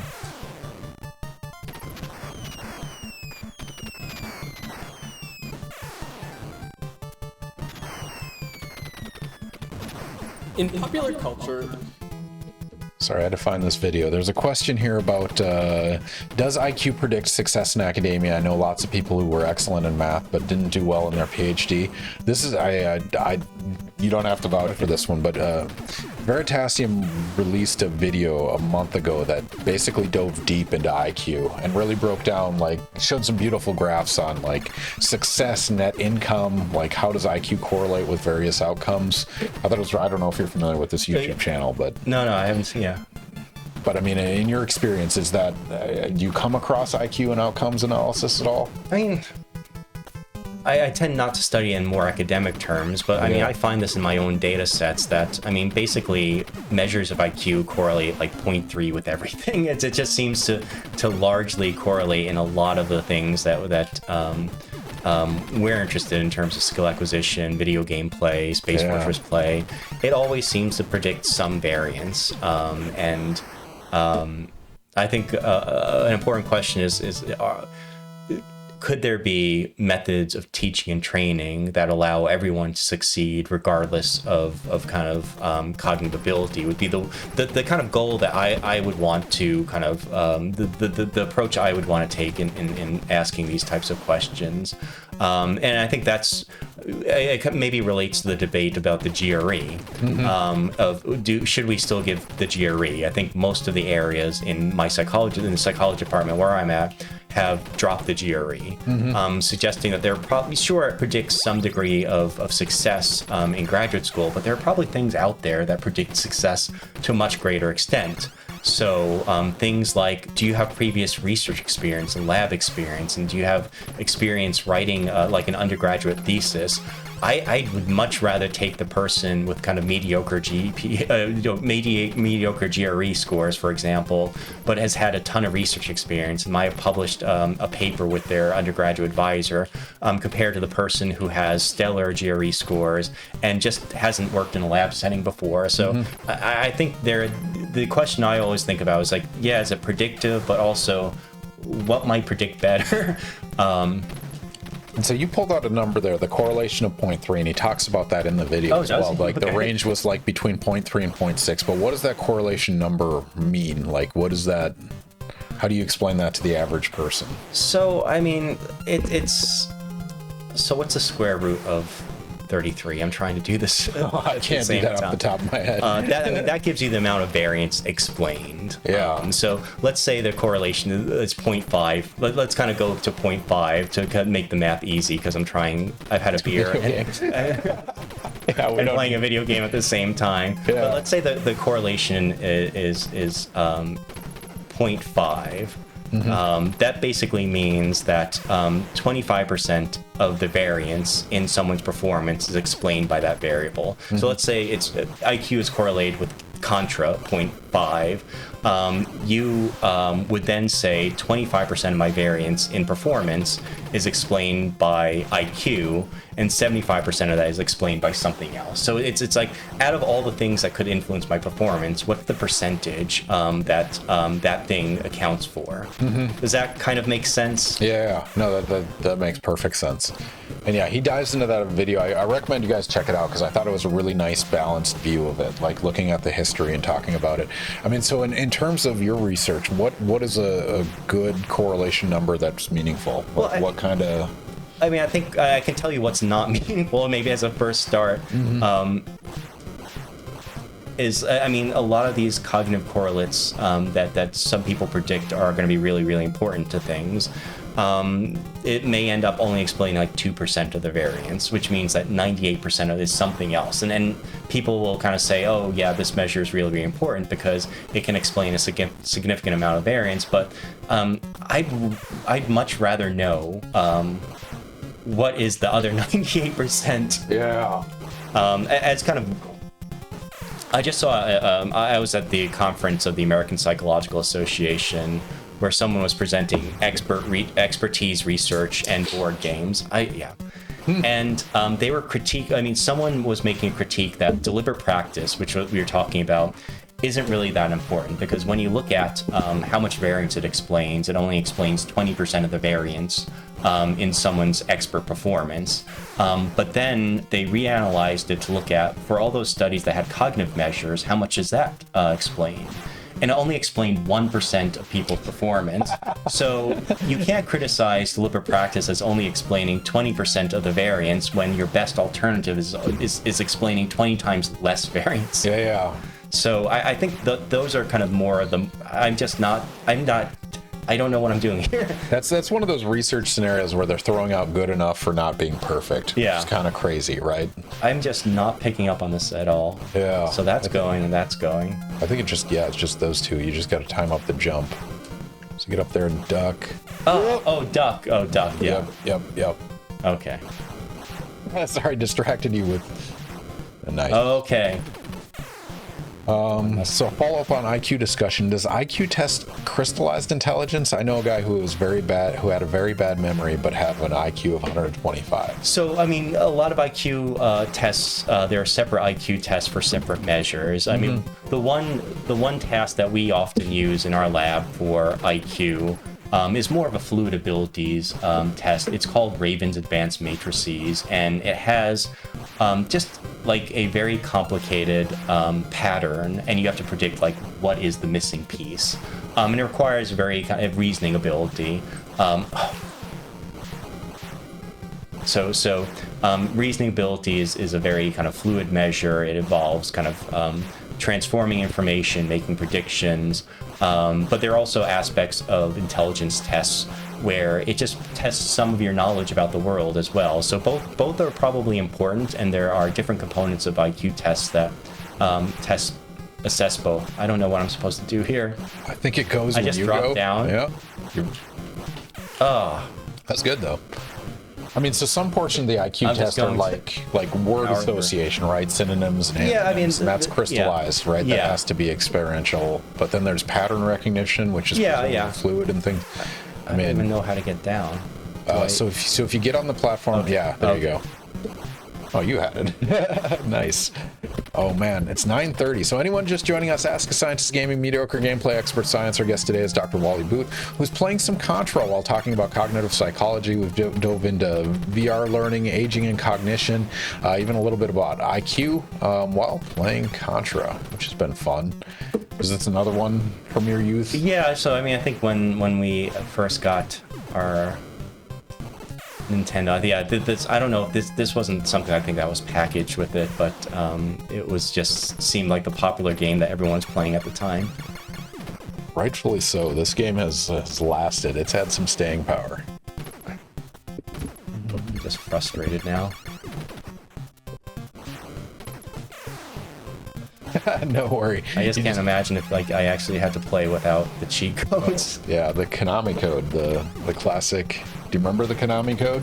Up, down, left, right, BA, select star. Yep. The two-player, that is it. Nice. Oh, we should have done a prediction on that, okay. whether Wally remembers it or not.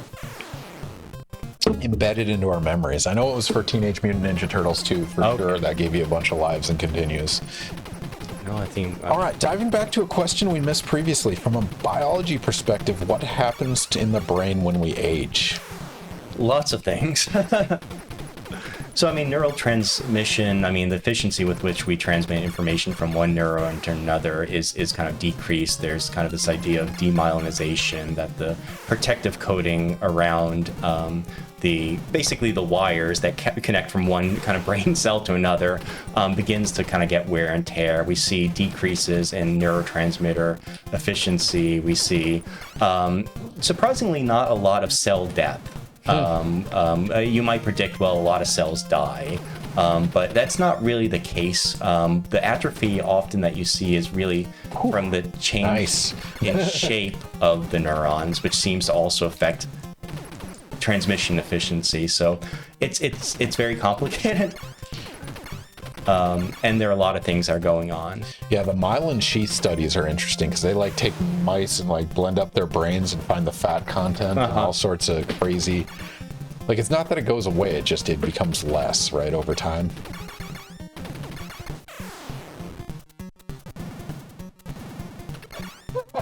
Cuddle Puppy, welcome back. Last time you had the guy who invented crockpots, Nathan Crock, computer science. This time you have the guy who invented boots. Is the boot in fact named after you or your family lineage? So let me tell you something that I would always get made fun of. I'll give you a shout out before Thandanos wants to acknowledge your gameplay jumping over that guy. That's a non-trivial jump. That was excellent. So congratulations on the completely random. But anyway, sorry, invented the boots. So I'm an identical twin, so they used to call us the pair of boots, which was not great. Who's they? Your parents? Some family members, yeah, some family members. Oh man. Young you hated that. Yeah. Now it's a funny story, but... I remember this part. Oh, why would they design it so that it would be just slow enough that it would crush you? I thought it would be like they would time it for you, so yeah. But anyway, you were the pair of boots. Yes. What a cruel nickname. It's not even that cruel. It's not like a defining characteristic. Weird. It's just, who does that to a kid? What's the family origin of boot? It is Dutch German. I don't never really get a good answer from that. But as far as Cuddle Puppy's concerned, you did invent the boot, or your family did. So congratulations. Add it to your CV. I like it. Man, the brain age thing is terrifying, right? Actually, we kind of have a question related to this. Let's do another prediction. If you guys are ready, if you're not following, click the follow button, get your standard internet units. We're going to do another prediction right now, but related to the dialogue about what happens to our brain when it ages, because this is one of the consequences that's often discussed when aging. All right, the prediction is up. Dementia is an inevitable part of aging. Is that true or is that false? Is dementia an inevitability? OpenSet wants to know, is it the boot for feet or the boot for drinking beer out of? It's a very important distinction. Well, I used to go to a German restaurant when I was in Urbana-Champaign. It was kind of, I can't remember the name of the town was, but they would have big boots of beer. They would have like the big glass boot. So it's both, yeah. We will take credit for both. I like it. All right, dementia is an inevitable part of aging. Is there anything you want to add to this question? I think this one's straightforward. I think it's pretty straightforward as well. Ooh, betting big on this one. That is fun. Okay. You got people putting thousands of points on this. I want to know what they... It takes about 500 for us to drink, so they could potentially win several drinks on this one. I think my beer might be empty. You want another? You ready? I think. I know IPAs are kind of out of style these days, but I just love them. Is that a thing? I don't know. Some people, yeah, it's like say like IPAs are over. It's like, no. It's such a personal taste thing, but I guess they're trendy. And Yeah. I mean, when we were undergrads, it was, the standardized beers, right? It was Yeah. the Bud Light and the Natty Lights and whatnot. And then the designer beers came in, grad school-esque age. Or maybe we just had money then. I don't know. Well, we were drink like in graduate school, like the worst beer, like natty ice or natty lights. The worst or the cheapest, or, Yeah, or yeah. both. What was the driving force behind it? All right, 10 seconds, last choices. All right, Wally, what is the answer? Dementia is an inevitable part of aging, true or false? That's certainly false that many people never experience dementia later in life. Dementia is really caused by a disease process where we can all expect to experience some degree of cognitive aging, that we can all expect to experience, hey, our processing speed isn't as good as it used to be, our memory isn't as good as it used to be, our dual tasking, all these things we can experience, but that's cognitive aging. That's a normative part of getting older. We can all expect to experience that. But many people, and most people, of course, as you kind of get older and older and older, there's always an increased risk of dementia, but many people obviously don't get dementia. I mean, is that one of those, like, cancer, I think it's generally accepted. If you live long enough, cancer is an inevitability. Is it a scenario where if somebody lived long enough, dementia would happen? I think that's an interesting question. So, I mean, the way that human beings live now, Yeah. and what we know about human beings, it's not inevitable. You might imagine some hypothetical situation where we might be able to extend life another 50 or 100 years. Maybe at that point, it's going to be. But yeah, it's not clear even then that everyone will experience dementia.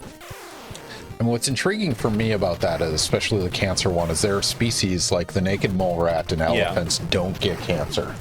Like they will have, even if they live indefinitely, they just don't, or when they get it, their body processes it out. And I mean, I think that's ultimately what we're trying to do with most drug design is, target that. But presumably dementia, if it is an inevitability, there's got to be ways to prevent it, right?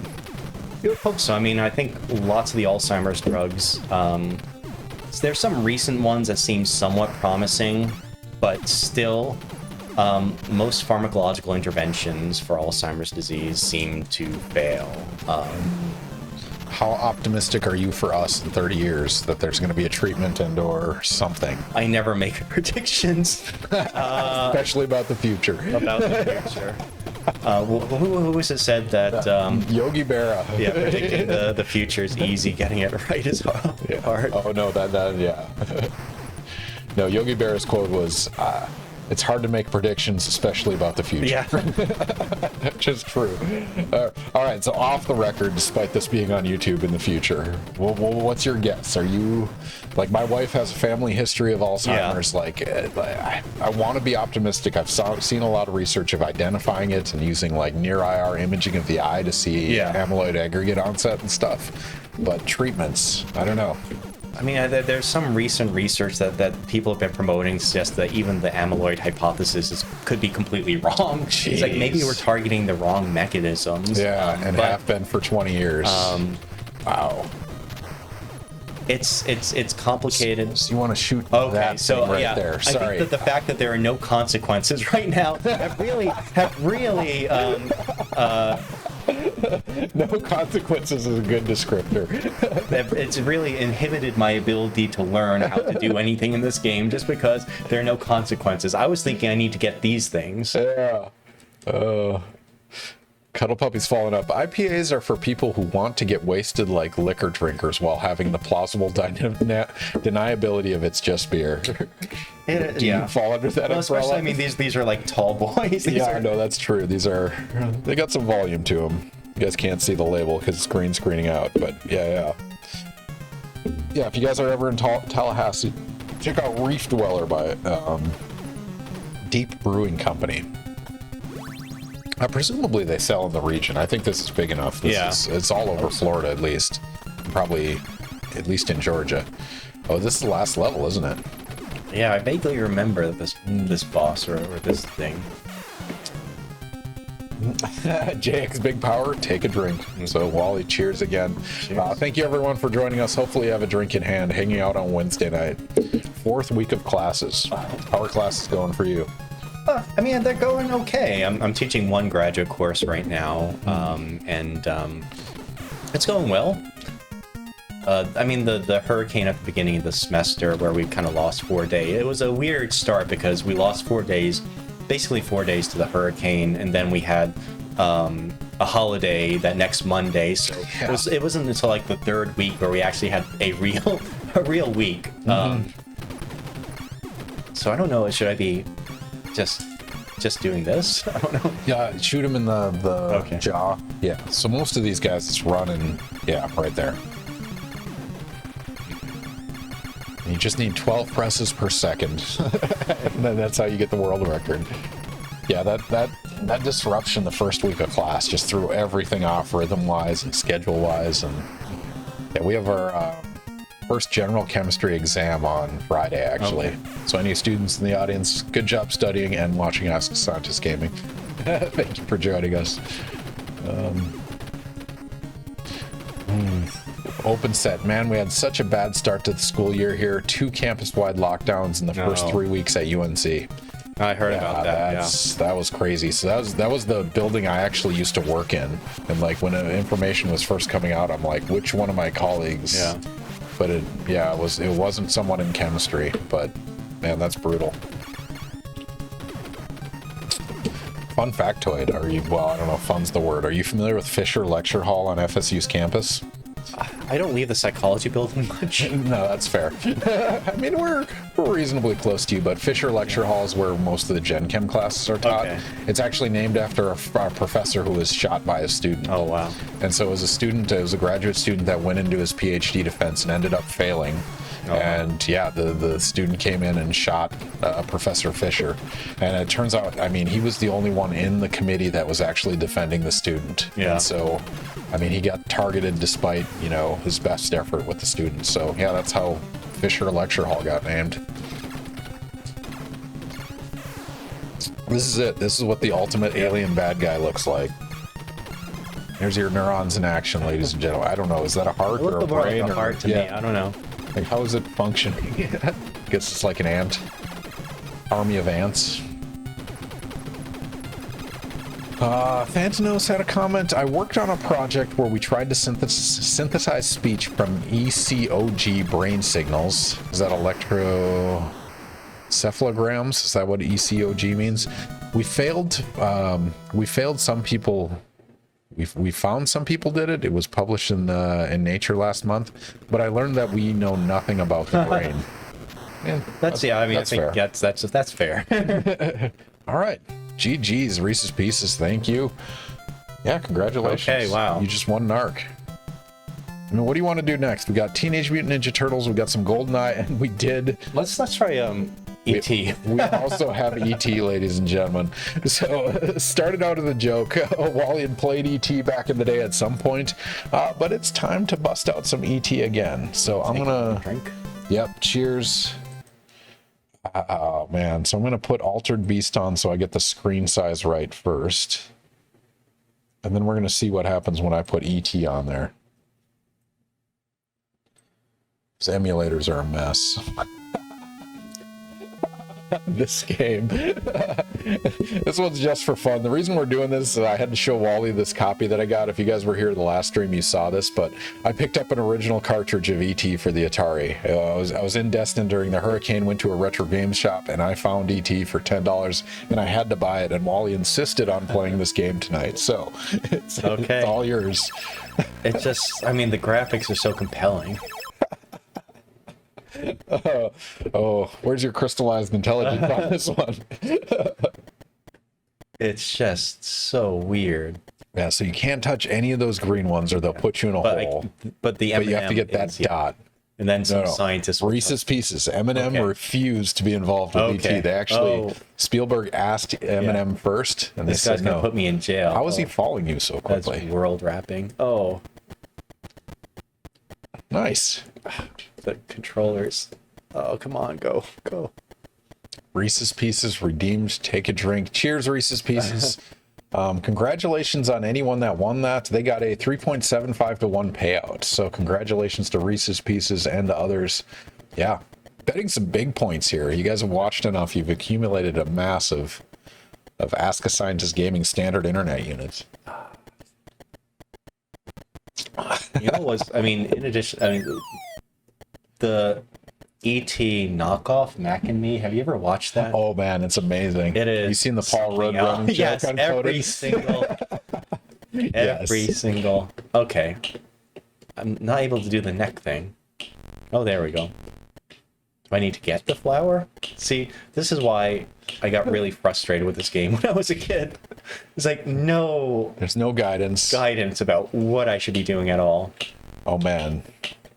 JX Big Power. I think we took the drink to that one. Cheers, whatever. We'll take another drink. Okay, yeah. All right, so is Ask a Scientist Gaming easier this time around or harder?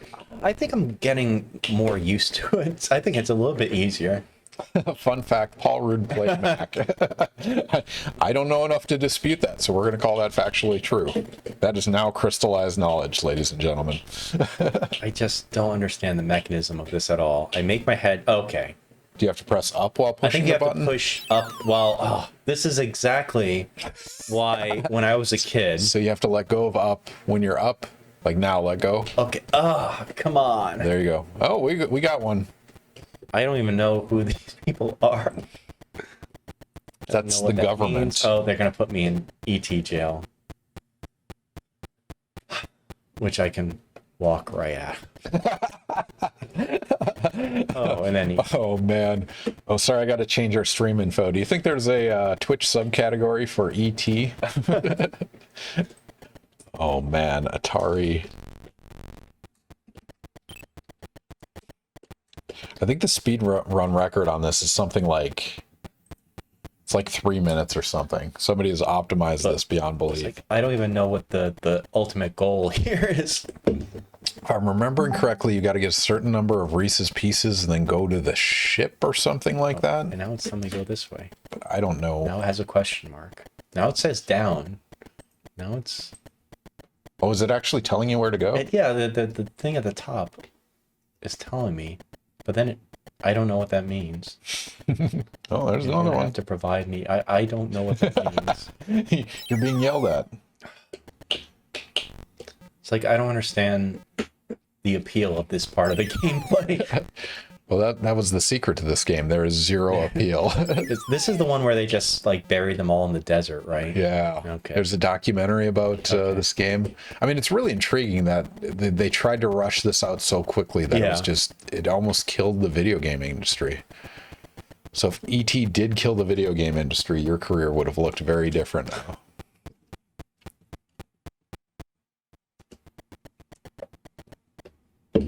I just keep on getting the same piece again and again.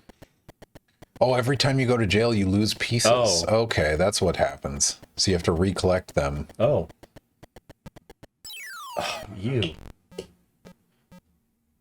I mean, part of it's because like it's this is not a very precisely designed controller. True. It's Oh, does it change where you exit when you move on the ground? I think Oh, it so. does. I could get Don't have to play this. no We have to play it a little. a obviously. little. Let me see if I can get 4 pieces, and if I get 4 pieces, that would be a good stop. Oh, now you got. Oh. Well, now you have to get 4. Yeah. Will Wally get 4 pieces within 3,000 whatever units of movement? Like it's not a clock. Okay. It's unit time. Yeah. No. Yeah, you're right. Okay. They should have that on the poster for the game. I don't understand the appeal of this game. Because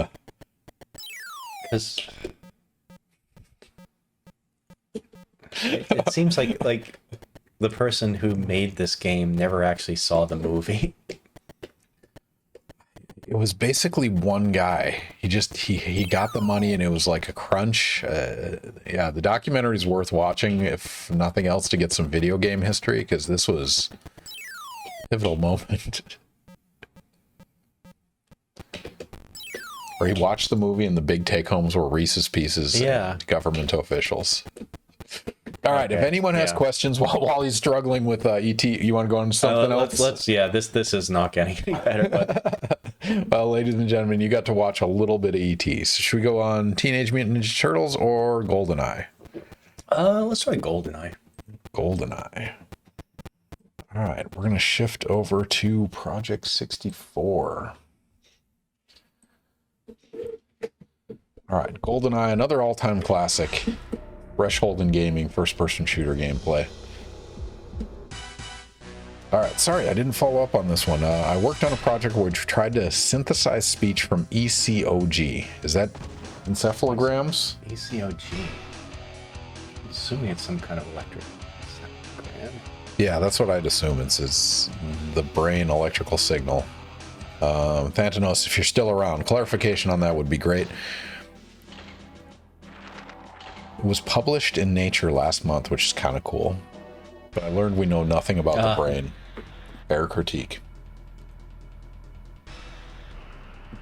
I mean, that's not true. We know some things about the brain. We know, if you put a metal rod in your brain, you can disrupt certain thought processes, right?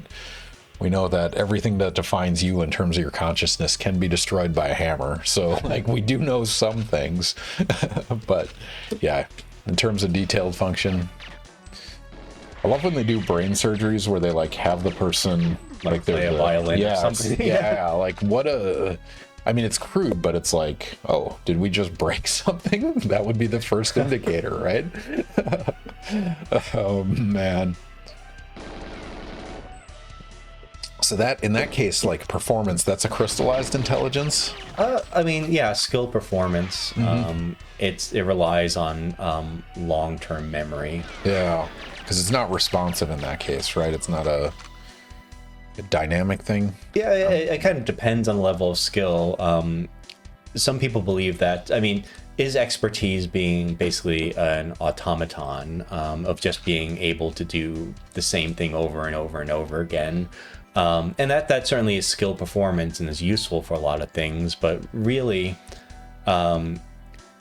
I guess the true definition of expert is someone who is able to adapt and not just do the same thing over and over and over again. And the kind of example might be a skilled or expert violin player who, let's say, they're playing in the middle of a concert and then a string breaks. A true expert might be able to continue with their knowledge with kind of one string missing, still be able to adapt to that and make something reasonable out of that. So I think there's a level of being adaptable and not being automated and not being an automaton that is important for being an expert. So Cuddle Puppy has strong opinions. Slappers only, you dishonorable rapscallion. Slappers only, are you familiar with that? No. It's the hand. Okay, so that's a possibility. Yeah, if you change weapons. One more. Oh, nope, try another weapon. Okay. Switch. Okay. Well, you don't have, you slap with the butt of the gun. Okay. That doesn't really count. I think when you first start out, it's either pistol or slap. I'll try that. No, I think that's a good strategy. Do not placate Cuddle Puppy. It'll only encourage them. I just got to try slapping someone once. Open set. Maybe they should have patients do something more complicated than violin during surgery. Perhaps they should perform brain surgery while the brain is being worked on. Fix or break all the patient's brain in a big chain. It's brains all the way down. Brains and brain surgeons in a recursive chain of surgery. Oh, I like the way you think, OpenSet. We just need a room full of brain surgeons that need brain surgery. We can test that skill set. Oh, man. I'm going to slap this guy. Okay. I think this is a terrible idea. This one's for you, Cuddle Puppy. Okay. You get to look him in the eye while you do it now. Oh, man. All right, back to some science questions. Has there been anything in the last 2 years, either in your research and in the community in general, since you were last on the stream, that's like I don't know, an aha or an interesting, I mean, it could be something subtle, but is there anything you can remember that was, I don't know, a groundbreaking paper that maybe you're skeptical about but is intriguing? Oh, I mean, I think there's a lot of interesting methods that people are using more and more. I mean, I think the advancements of kind of methods that people have been using. I mean, I've seen, I saw a student presentation last week where it's just really, really sophisticated, beautiful stuff. Her name is Alexa Meyer, and she works with Dr. Derek Nee, and they're doing really, really interesting, very clever things with transcranial magnetic stimulation. So this is a way that you can use kind of high frequency electromagnetic pulses to essentially shut down part of the brain for a while to figure out, well, what does that part of the brain do? If we could just shut it down for just a little bit or just dampen it down for a little bit. So there's more research showing, I mean, being done where you can use this method, dampen down part of the brain, get someone into an fMRI really, really quickly, and then not only can you look at what's the effect of having that part of the brain impaired, but also what are the neural consequences of that, of how that changes the network and how. So I think just the people who are kind of working in some of these areas are doing so many more clever things and more methodologically advanced things than I've ever thought that when I was in graduate school people could ever do. So I think there's really a lot of advancement in methods. And I think this is an interesting question for my kind of field of where I've kind of been following the cognitive training literature for a while, and I've been in that area. And I think the sad part about that is I don't think we've really learned a whole lot in the last 2 years, even the 10 years so unfortunately I think there's some areas where things are just stagnating, and I think the cognitive training literature is one of those things. It's unfortunate. Yeah. I mean, so that study, you're talking about a non-trivial timeline between a stimulation and getting them in a functional MRI. Like, how debilitating is that, and how long does that last? So it's not terribly debilitating, where it's just changing the ability of that area of the brain to fire like it used to. It suppresses activity slightly. It lasts for about 40 or so minutes. Wow. So you can see the impact. But it's a really neat technique because you can, part of it is just you're able to control the firing rate of someone's neurons from outside of their head. You put the electromagnetic coil over motor cortex, for example, and you just start pulsing, and their arm starts kind of twitching, which is crazy that you can do that. But it's kind of really clever, I think, especially in cognitive neuroscience, combinations of methods of combining these things together in really interesting and novel ways. I mean, it's such a cool, like, I mean, brain control aside, but you're talking about like treating Parkinson's externally with an electric field kind of thing, right? Like, yeah, I mean, I think there are lots of different potential options there. I mean, people are also doing kind of deep brain stimulation as well, where at that point, I mean, you obviously have to go inside the head and plant electrodes in the head. But yeah, I think that there are interesting things that people are doing in those areas as well that could have very therapeutic benefits as well. So along those lines, I mean, one of our classics, and I asked you this previously, I'm sure, but I don't remember the answer. Unlimited budget, no moral qualms. What do you want to do? Well, I think we can address Has it changed in 2 years? I'm not sure if this is the same answer. I couldn't remember the answer I gave. It might be the same answer. But no ethics involved, and no real kind of constraints. We've been talking about kind of nature and nurture and the kind of what kind of produces expertise, what makes someone the very best within their domain compared to other people. And the natural kind of experiment would be, if deliberate practice is the key, and the only difference is motivation. And like you could if you could force someone to deliberately practice 10,000 hours of something, regardless of whether they were motivated to do it, regardless of whether or not they wanted to do it, you would be able to provide a definitive answer that this probably. You pick a random person off the street who had no interest in this domain, who has no exceptional prior skills, would that person be able to become the best chess player in the world? And you would be able to test that in a very, very unethical experiment by basically forcing them to engage in these practice activities. I mean, along those lines, you could envision a reality show where you just like offer someone $1 million if you can get good at this, right? But that ties in an incentive, right? Where it's like, I guess even if you incentivize it, do they still care about it for caring about it, or is it because of the incentive? But yeah, that's interesting. Unlimited budget, you can pay a lot of people. So I think, again, going back to some of the kind of classic expertise research, looking at things like digit span. The average person, if you read a list of 7 digits to them, they're just random. They can read it back to you doing just fine immediately. What Anders did and what others have done is just find like a random undergraduate to participate in a study and just say, look, I'll pay you to become an expert in this and do this, I think, for like 320 hours.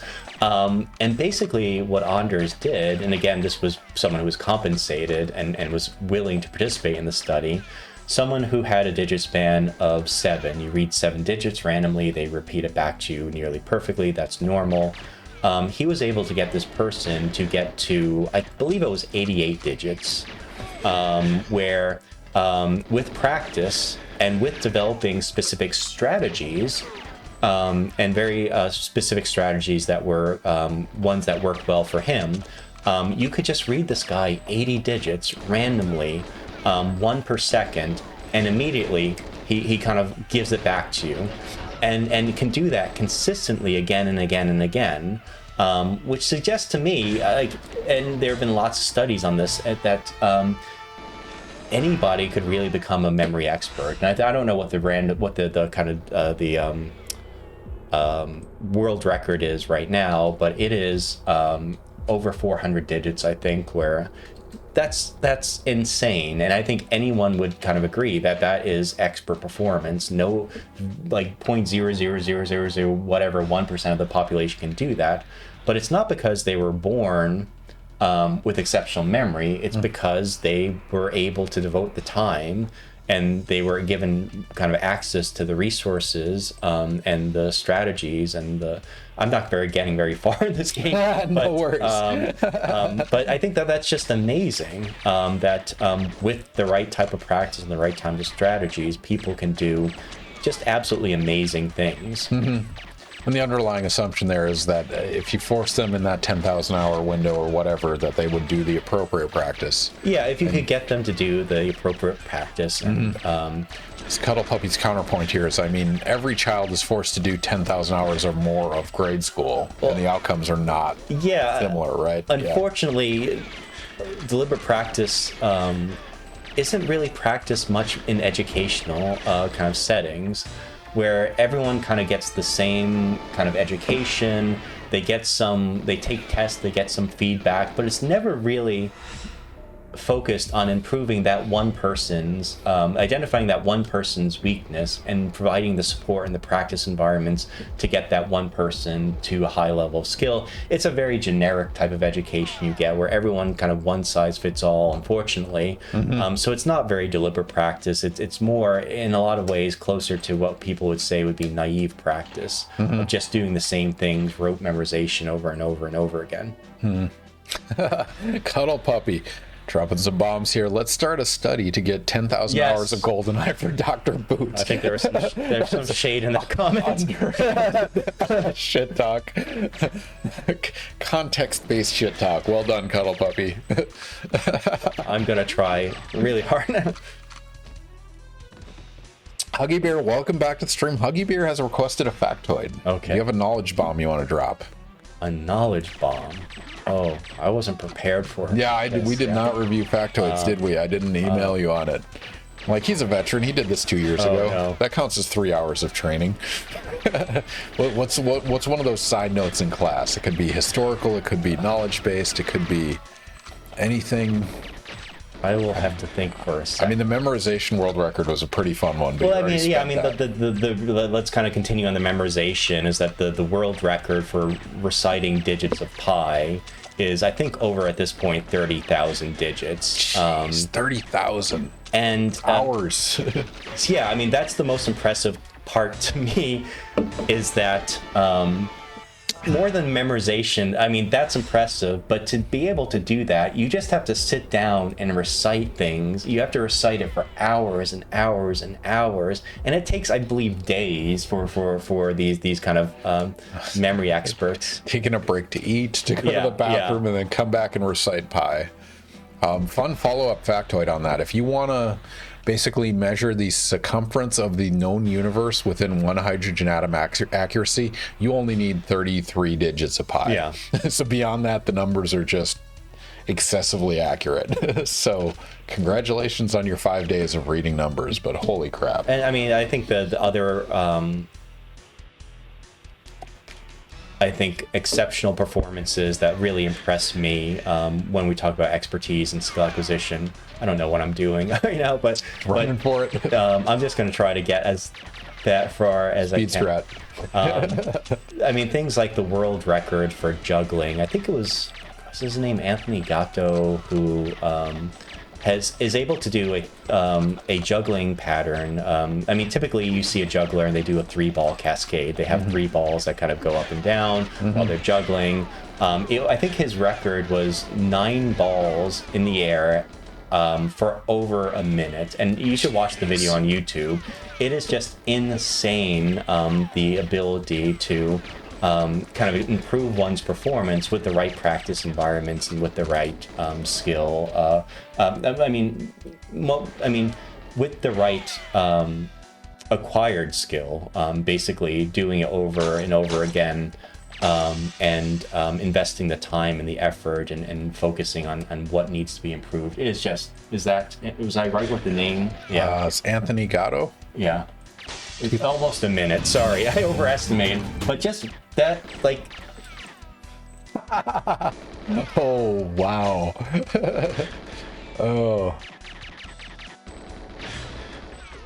Huggy beer. But I need the circumference to 0.0001 of hydrogen, just in case. Wow, that is breathtaking. And that's, I mean, yeah. Guy's just in a racquetball court, recording himself. Wow.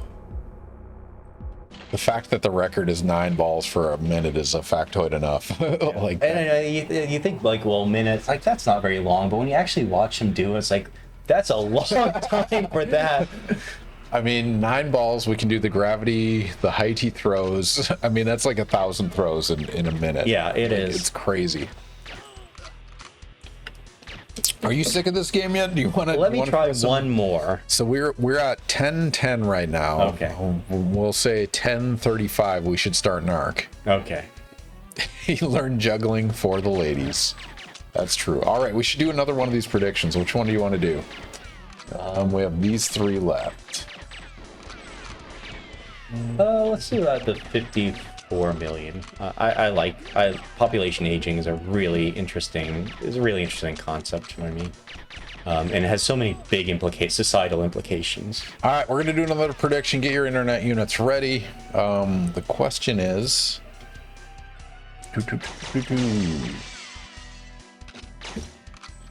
All right, in the United States... I think this was limited to the U.S., right? I have to delete that portion of this question for size. In the United States, yes. In the United States, there are currently, or in 2019, there were 54 million older adults. What is the estimated number in 2060? And this is based on current trends, assuming no apocalypse of any kind, like normal speculation, normal aging, and extension of life and expectancy.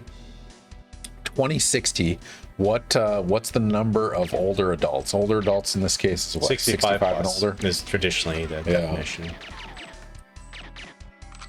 Which I mean, so in your community, that's the threshold, that 65 is the generally accepted. It's kind of a definition most people have agreed on, but I think now people are beginning to make finer distinctions, because I think a lot of tradition in the research now talks about young, old, medium, old, and old. So there are kind of three classifications where it recognizes that someone who is 85 years of age or older is likely to be very different compared to someone who's 65. Yeah, especially with life expectancy becoming so much higher. That makes sense. Wait, so what's young, old? That's 65 to 70? I think 65 to 75, 75 to 85 may be kind of middle old. I could be getting these slightly off, but 85 and above might be old. Cuddle puppy. If the oil executives have their way, the number will be 0. That's a spicy. Spicy take. It's true. You just turn. It's true. Yeah. You turn the old people into oil. Soylent Green is people, ladies and gentlemen. What are we drinking tonight? Oh yeah, Huggy Beer. Just joining us recently. I'm going to pop up the drink right now. We're drinking a local beer.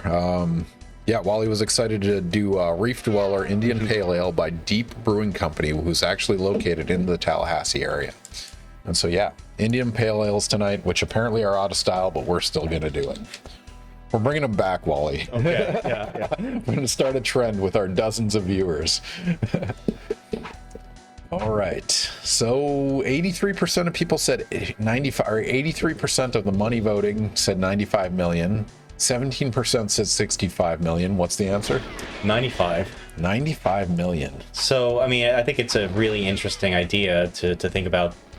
Basically, we're going to see a near doubling of the number of people who are 65 years of age or older in the next coming decades, which has a lot of really big implications for society. I mean, but before diving into the consequences, like, how do those numbers work out? Because we had the boomer generation, right? The post 1945 birth rate increase. Like, I mean, why does that go up so much? It's basically the baby boom cohort is now reaching kind of older adulthood. So there are a lot of people who were born around the same time, and those people are now kind of working up kind of in the age demographic. I see. And I mean, there's also declining birth rates as well in the United States and a lot of countries. So we're going to have more older people in the United States and around the world, and fewer younger people who might be able to provide support. Because as we know, as we age, there are perceptual and cognitive changes. There's health consequences. Kind of many older adults have 2 or more chronic conditions. So it is a really interesting and important thing to think about. What is the world going to look like when there are going to be many, many more older people with fewer younger people to provide support for them? And that's where I think technology plays a really exciting and important role. Maybe we can switch the games because I'm not going anywhere here.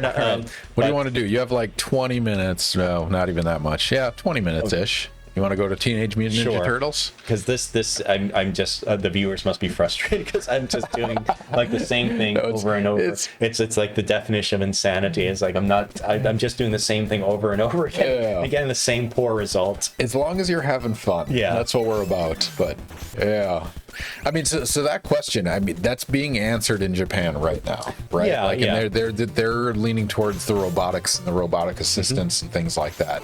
I mean, are they looking at this video game problem? Is that a video game question of training and communication? And I mean, I think Japan is very sensitive to these issues because they have kind of they're the first to experience this kind of population aging, where they saw this large increase in the number of older adults, while kind of declining number of younger adults. It used to be a population pyramid. We used to talk about population pyramid for a long time in the United States and around the world. It looked like a pyramid because there were a lot of young people and fewer old people. Now it looks more like a population rectangle, which is kind of a very different demographic than we're typically used to. And I think it's should be celebrated. I mean, a lot of people are living into older age, and that's wonderful. And I think that should be kind of acknowledged as a kind of good thing. But also, I think there's going to be serious things we need to think about in terms of, for a large older adult population who may have chronic health conditions, who may have cognitive and functional challenges. How do we address those kind of challenges? How do we kind of make sure that people are able to live independently to the extent for the longest amount of time possible, and care for people once cognitive abilities and functional abilities have declined to the point where they can no longer take care of themselves. Huggy Beer is here to reassure you. Do you think we're here to see you speedrun GoldenEye? We aren't. We're here for science. Okay. And to see you speedrun NARC. Okay. I have the advantage of last time 2 years ago of having played it. Let's play Cuddle Puppy. Let's pull an Uno reverse card on the boomers. Raise the retirement age to 90 and then move it back to 65 in the year 2050. Oh man. You want to touch that one or? I'm not touching that one. Cuddle Puppy, I think you should propose that somewhere. Noted it was proposed here for the first time. I mean, so we talked about this earlier, like your data set changes, right? Technology will change as well. Yeah. What do you speculate when our generation is in retirement homes? Because I mean, we've done this, right? Yeah. We've lived on this online world. We have friends that we've never met before, that we play games with for years. Like, is it a good thing? What does our retirement home look like? Yeah. Well, I mean, I think in terms of kind of the technologies, I don't think I ever really answered this question from before, We get easily distracted. No idea what a computer is going to look like when I'm 80 years old. And it's going to be so completely different from what I used to. Yeah, go right. Yeah. That I'm going to most likely, I think younger people said, oh yeah, this is just kind of once kind of the younger technology savvy cohort ages into old age, then there's going to be no age-related digital divide. We're going to know how to do all this stuff. But I would argue you're going to be just as confused with the emerging technologies, because again, you don't know what a computer will look like when you're 80. There's going to be new technologies that are going to be so radically different from anything you grew up with, that there's still going to be an age-related digital divide. I mean, so do you think that your expertise or your discipline like helps you in that, just like personally, right? So in my department, in my community, I'm considered like somewhat technology / internet savvy, just because that's the world I live in. Yeah. Does it help you being an expert in this area? Or are you like the auto mechanic that drives the shittiest car? Well, I mean, I think to some extent, I mean, we have research centers that focus on aging and the potential of existing but also emerging technologies for supporting older people. So we have to know these technologies, and we have to kind of play around with things. And kind of, I was an early adopter of for example, what can ChatGPT do for different kind of problems, and could those technologies. So I mean, I think oftentimes we have members or a research group who are early adopters to try to figure out what the potential is of these technologies. So we play around with a lot of things. So fun fact, I don't know if you've looked into this, but ChatGPT is the default of free software. GPT-4 apparently is the next generation. Our previous guest, Nathan Kroc, who's an expert in the machine learning stuff, he said GPT-4 is where it's at. Like, if you're willing to pay the $20 a month or whatever it is, like a lot of them are saying it's approaching like Turing test type passes. And I don't know what that does for you guys in your research, but like that, I haven't played with it at all, but it's intriguing. Yeah, I mean, I found it valuable enough that I pay for. I'll do the 20, well, for research purposes, to kind of figure out what is the best technology. But also, I mean, it's good for brainstorming. It's like, it can sometimes even be like a brainstorming partner when I'm writing. It's like, well, I want to say this, but I want to say it a little bit differently. How would you say it? And it gives you good ideas. And it's not exactly kind of having the technology write the thing for you, but it helps you think about different ways you could say different things. Open set. Retirement. Millennials will retire and not just work forever. Well, we're going to pretend that's not a problem. I mean, I don't know about you, Wally, but I'm on the 1982, like the oldest end of the millennial spectrum. Yeah. But I have a very different life experience than somebody that's, 10 to 15 years younger than me. It's I don't know. I think we squeezed into a semi-comfortable middle ground, but man, no, yeah. Well, I think, I always think, well, I'm glad I was born when I was born, so all the stupid things I did when I was young, there's no record of that. Yeah. Man, there's a record of some of my undergrad stupidity. So when I was in undergrad, I had a friend, Sam Mueller, who was a communications major. And so for St. Cloud State University, the St. Cloud State Channel, we did a TV show called Back to the Movies, where we saw every single movie that went through the cheap seats, and then we did a movie review show every single week. And I'm 100% sure that exists somewhere. Yeah. If anyone can find it, feel free to pop it into Discord, because I'd love to see a clip from that. But yeah, the pre-college Ken, that just doesn't, there's not enough of it, right? Yeah. It's not on the line, it's not shared. All right, Wally, what is your guess on your NARC time this time around? What did I wish I would have remembered what I did last I can look it up. I have the spreadsheet. Let's see if there's any skill acquisition going on. Unpracticed skill acquisition. Well, I guess you practice for 25 minutes or however long the let me see where that is. It's behind this. So what is the record for? The world record? Well, not for the record, for people who have done this show. For the people that have been on the stream, that's not me. Because I occasionally will be the guest on the stream. Actually, November 2nd, I'll be the guest for. We do our recruiting on here. Actually, we'll do a live Q&A for graduate admissions, and I happen to be in charge of that committee. So I'll be doing it. But the record holder for people that is not me is 17 minutes and 2 seconds by Rob Lazenby. And that was his, I think it was second try. Yeah, he's one of my colleagues in chemistry. Okay. Where are you? You are not Root. Where is Boot?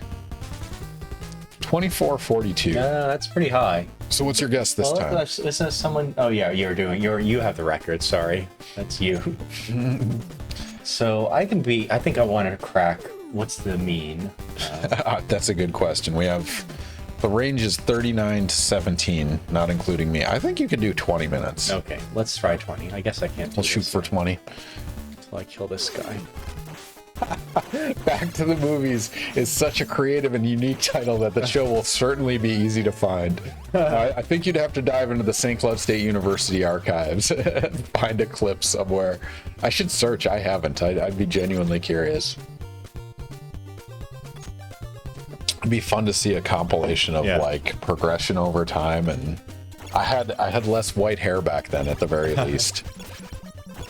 20. I think 20 minutes is a fair time. Okay, that'll be my goal. It's important to have goals. Do you remember the NARC boss at the end? How painful it was, the rocket and the bullets and the spine. Yeah, it's. I think I've repressed that. All right. Man, that prediction's done. We should do another one because let's use these. This is which one do you want? Let's do the last one. I like the last one. Okay. All right, we're going to do another prediction. If you're not following, click the follow button, get your standard internet units. If you are following, you probably have accumulated many units unless you've spent them on us drinking alcohol. Here's this dirty secret. We drink alcohol regardless if you request it, but it's nice to say cheers and hello to everyone in the audience. But anyway, if you've accumulated a bunch of points, you can predict right now. At the top of your chat, there's a predict button. Click that button, and you're going to answer the following question. Designing tech for older population hurts the youth. As in, if you're going to design a new technology and you specifically design it to target older individuals rather than maybe the most common user, which is probably age 25 or something like that, is designing tech for older individuals, does it hurt the youth in that circumstance? Is it less useful for them? Is the next iPhone, which is targeting 65-year-olds, is that problematic for younger students, or does it disadvantage them in some way? That is the question. So, designing tech for older population hurts young people. Is that true or false? I guess hurts here is kind of a nebulous thing. Do you want to add anything to it? I mean, I think the context here is that over the years, our research center, over the last 20 plus years, we've developed a lot of guidelines for how to design technology for older adults. And the question is, if you follow those guidelines, okay, if you follow those guidelines and apply that to a piece of technology, will that disadvantage or hurt younger adults? This is weird. Okay. They always had an underwater level in all of these games in like the 80s and 90s. That was just the way to do it. And it changed the physics enough to be weird. Yeah.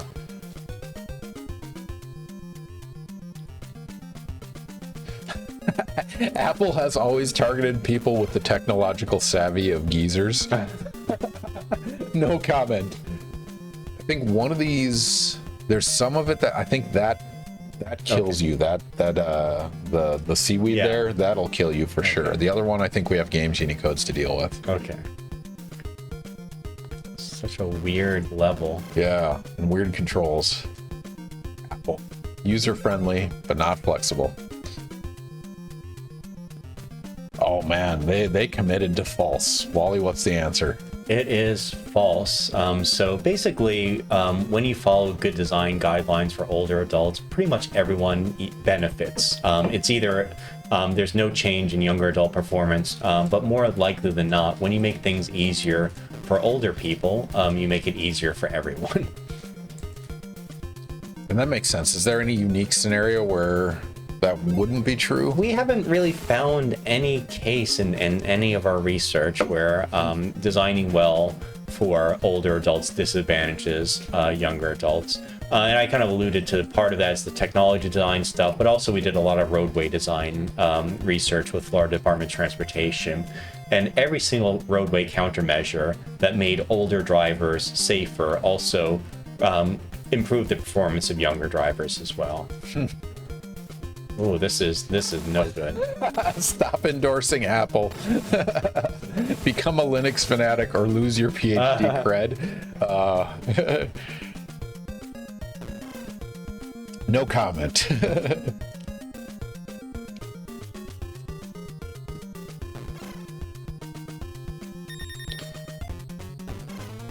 I'm just timing this at the exact opposite.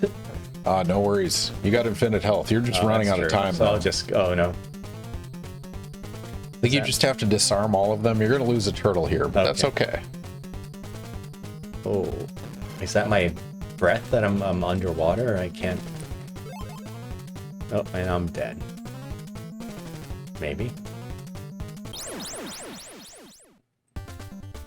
Okay. Wait, game over completely? No, you should have more turtles than that. Or did we lose turtles? I think we might. Huh? Oh well. Yeah, we'll give it a shot.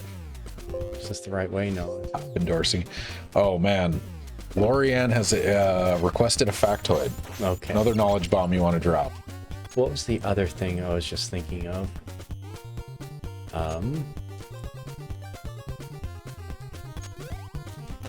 Okay. Yeah, so I mean, I think when I was thinking about skill performance and kind of expertise, one crazy thing about chess experts, like the very best chess experts, is that they can do blindfolded chess. And not only do blindfolded chess, but can play 3 simultaneous opponents all at the same time and win. And 3 simultaneous good players all at the same time. So basically the way that they do this is they have to keep all 3 chessboards in their head, along with all the different positions of all of their pieces and all of the opponent's pieces, and basically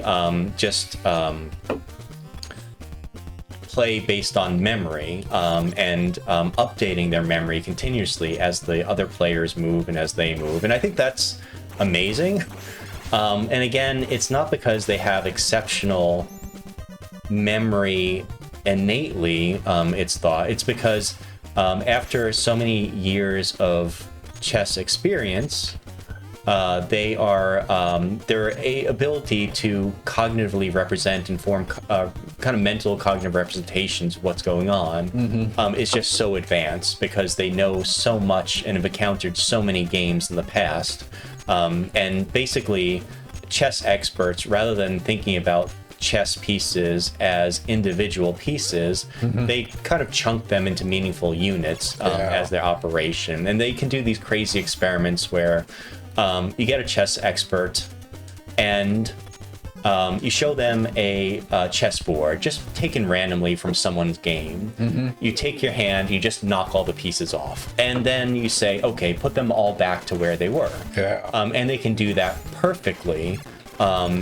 And it's crazy that that's what they can do. You take a person who's less skilled at chess, and they're not able to do that. They just can't do that. But the other important part of that experiment to show that it's not innate memory ability is rather than take a chess board from the middle of a game, you can randomly place these pieces in a nonsensical order, swipe them all off the board, and ask the chess expert put them all back. And they can't, which would suggest it's not that they have exceptional memories, it's that they've been able to create domain-specific knowledge and meaningful chunks of information in a way that is unique to their level of skill. I mean, so that one of the things I talk about in my Gen Chem class on syllabus day is this conceptual versus factual knowledge, right? And like that study pinpoints that, right? It founds the conceptual connectivity that they can view, and it's, man, that's so cool. I wish I could do that like in chemistry, like write good chemistry questions that did that. It's such an important thing. Instead, I didn't see that. You should have picked a sea turtle. Oh man, Chad is talking shit to you tonight. Doing golden high in this one. I'm just not good at doing more than one thing at a time. And oh, no worries. This is like my day when I'm trying to get anything done in my office, and then an email pops up, and I'm distracted, and I have to deal with that. And then another email. It's like, and I never actually get any work Isn't that done terrible? because I'm too distractible. So if I'm talking to you, I just can't do anything else at the same time. No worries. That's Cuddle Puppy. I was in that experiment, and I made sure that the enemy king was dead every time I reset the board. This is why I was the only undefeated player that day. Even Magnus was impressed.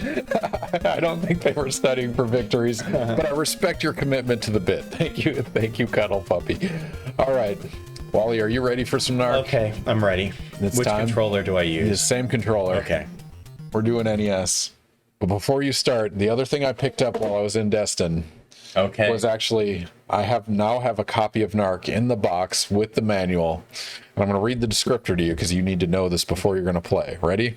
You are Max Force. Your mission, bust Mr. Big and destroy his dreaded criminal empire. Seize all contraband, stolen money, illegal weapons, use rocket bombs, high-powered machine guns, and apprehend all suspects.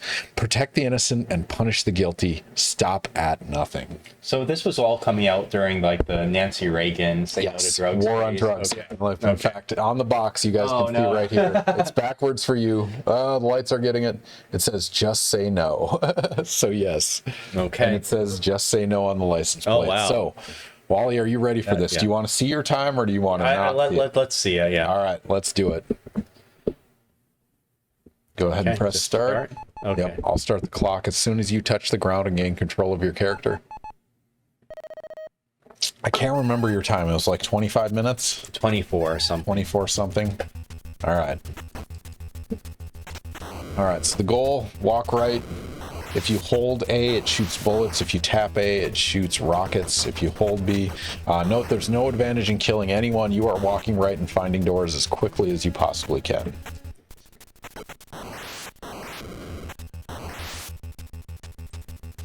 So designing tech for older hurts youth. I mean, there's this idea of like digital natives and kids that grew up in this environment, and Brett Stout-Willett from the education department, like, he's strongly opposed to that because that's not a real thing, right? And so if there's no digital natives, what's the difference between, you know, a young kid and an older person trying to embrace these technologies? Yeah, I mean, younger people always have the advantage of just greater experience. So a lot of older adults completed, kind of worked and retired in at time where just these technologies weren't a large part of kind of what they had to do in either their schooling or in their work. And now younger people, they just have to know these things. And experience accounts for a lot in terms of kind of the age-related digital divide. And one thing that's consistently found, and that I guess relates to one of the questions that we didn't get to, is that older adults just have slower learning rates compared to younger adults, especially for technologies that are very different from technologies that they've had previous experience with. So there's always going to be a disadvantage when it comes to new learning of technology for older adults, especially technologies that are radically new compared to the technologies they've used in the past. So that's just kind of an issue where older adults just are disincentivized. So you want to shoot the guys in black with bullets. Okay. So you're going to hold the shoot button. And one of them is going to drop a blue card. Okay, I see. Yeah, you kind of want to do it somewhere in that region there. So it has to be kind of near the door. Yeah, bullets, they drop stuff. If you do rockets, they don't. Okay. For whatever reason, those are the rules in NARC universe. Okay. So not on the bullets box. Are tapping, or bullets are holding. But you got to shoot them at a reasonably close range for them to drop something. Because the rules of this game are stupid, and you kind of have to do it next to the door. Okay. Otherwise, they won't drop a card. Again, this is just how the game was written. So you're gonna want to shoot the guys in black with bullets near the door, and then a blue card will fall eventually. And the red guys just don't matter. I mean, so in terms of that learning things, I mean, how much is that this crystallized versus fluid knowledge, or is it just experiential? So, yeah, I mean, I think, okay. Oh, there you go. Nice. Okay. All right. Key card slot and then door. Okay. This is, okay. See, it's realistic. Okay.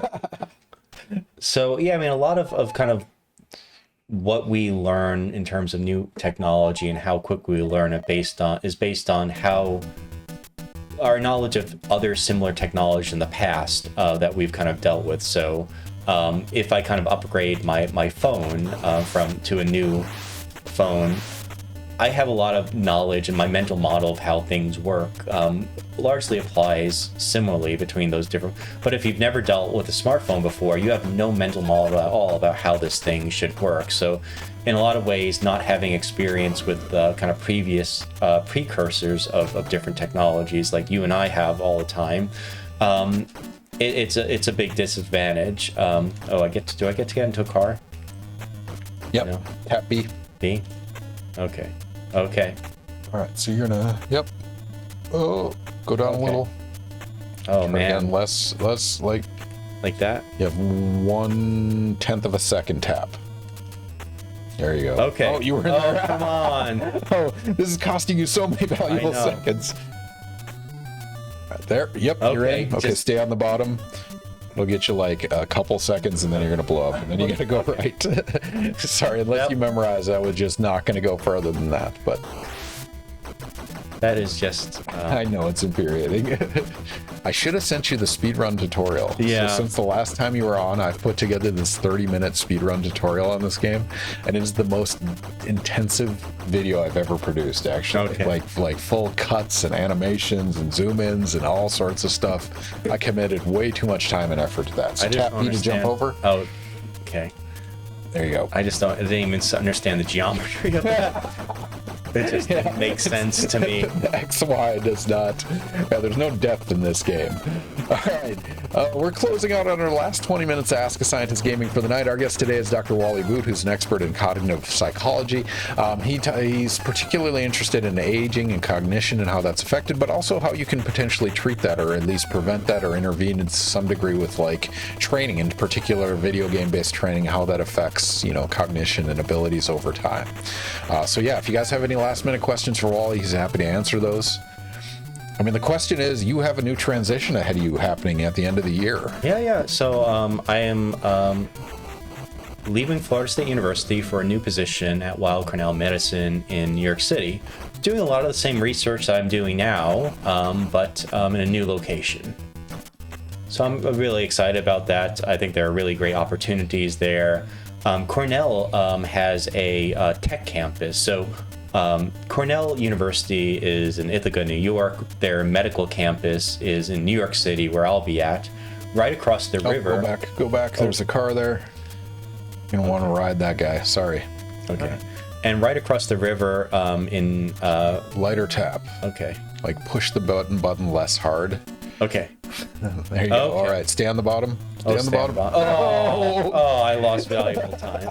But I was saying they have a tech campus, a campus that is specifically focused on technology design, on technology applications on Roosevelt Island, right across from the Weill Cornell campus in New York City. So I think there's going to be a lot of opportunities. And also access in a medical school to populations of older adults who are experiencing cognitive impairment, where it's a little bit of a challenge to recruit those populations. In Tallahassee, it's a little bit of a smaller kind of recruitment area. So there's going to be, I think, a lot of exciting opportunities there. And so that's it. It's not a teaching position, right? So teaching and services done. Like where does you have students? Do you have employees? How does that work? So it's going to be a lot of research assistants, and also there are great postdoctoral opportunities as well, postdoctoral training opportunities. So it'll be great to be able to set up a new lab, kind of make a bit of a transition in my career at this point. So I'm really looking forward to it. That sounds intriguing. I mean, especially working in a medical facility. Yeah. That's going to be a very different. I mean, so presumably you'll have access to things like functional labs. So stay on the bottom the entire rest of the way. Okay. Just press right. Yep. Okay. I'm going to save you about 2 minutes on your run right now. Oh. Perfect. Nope, that's the end. There's So no way to. No, that's the end wall. So now you're going to go up to the door, and the level is over. And that is by far the longest level in the game. Okay. All right, going through the list, we didn't get through any of our canned questions. Oh, no. We just dove deep throughout the entire evening. What is that? That is a clown with a knife. Oh, okay. Don't you remember the 80s? Yeah.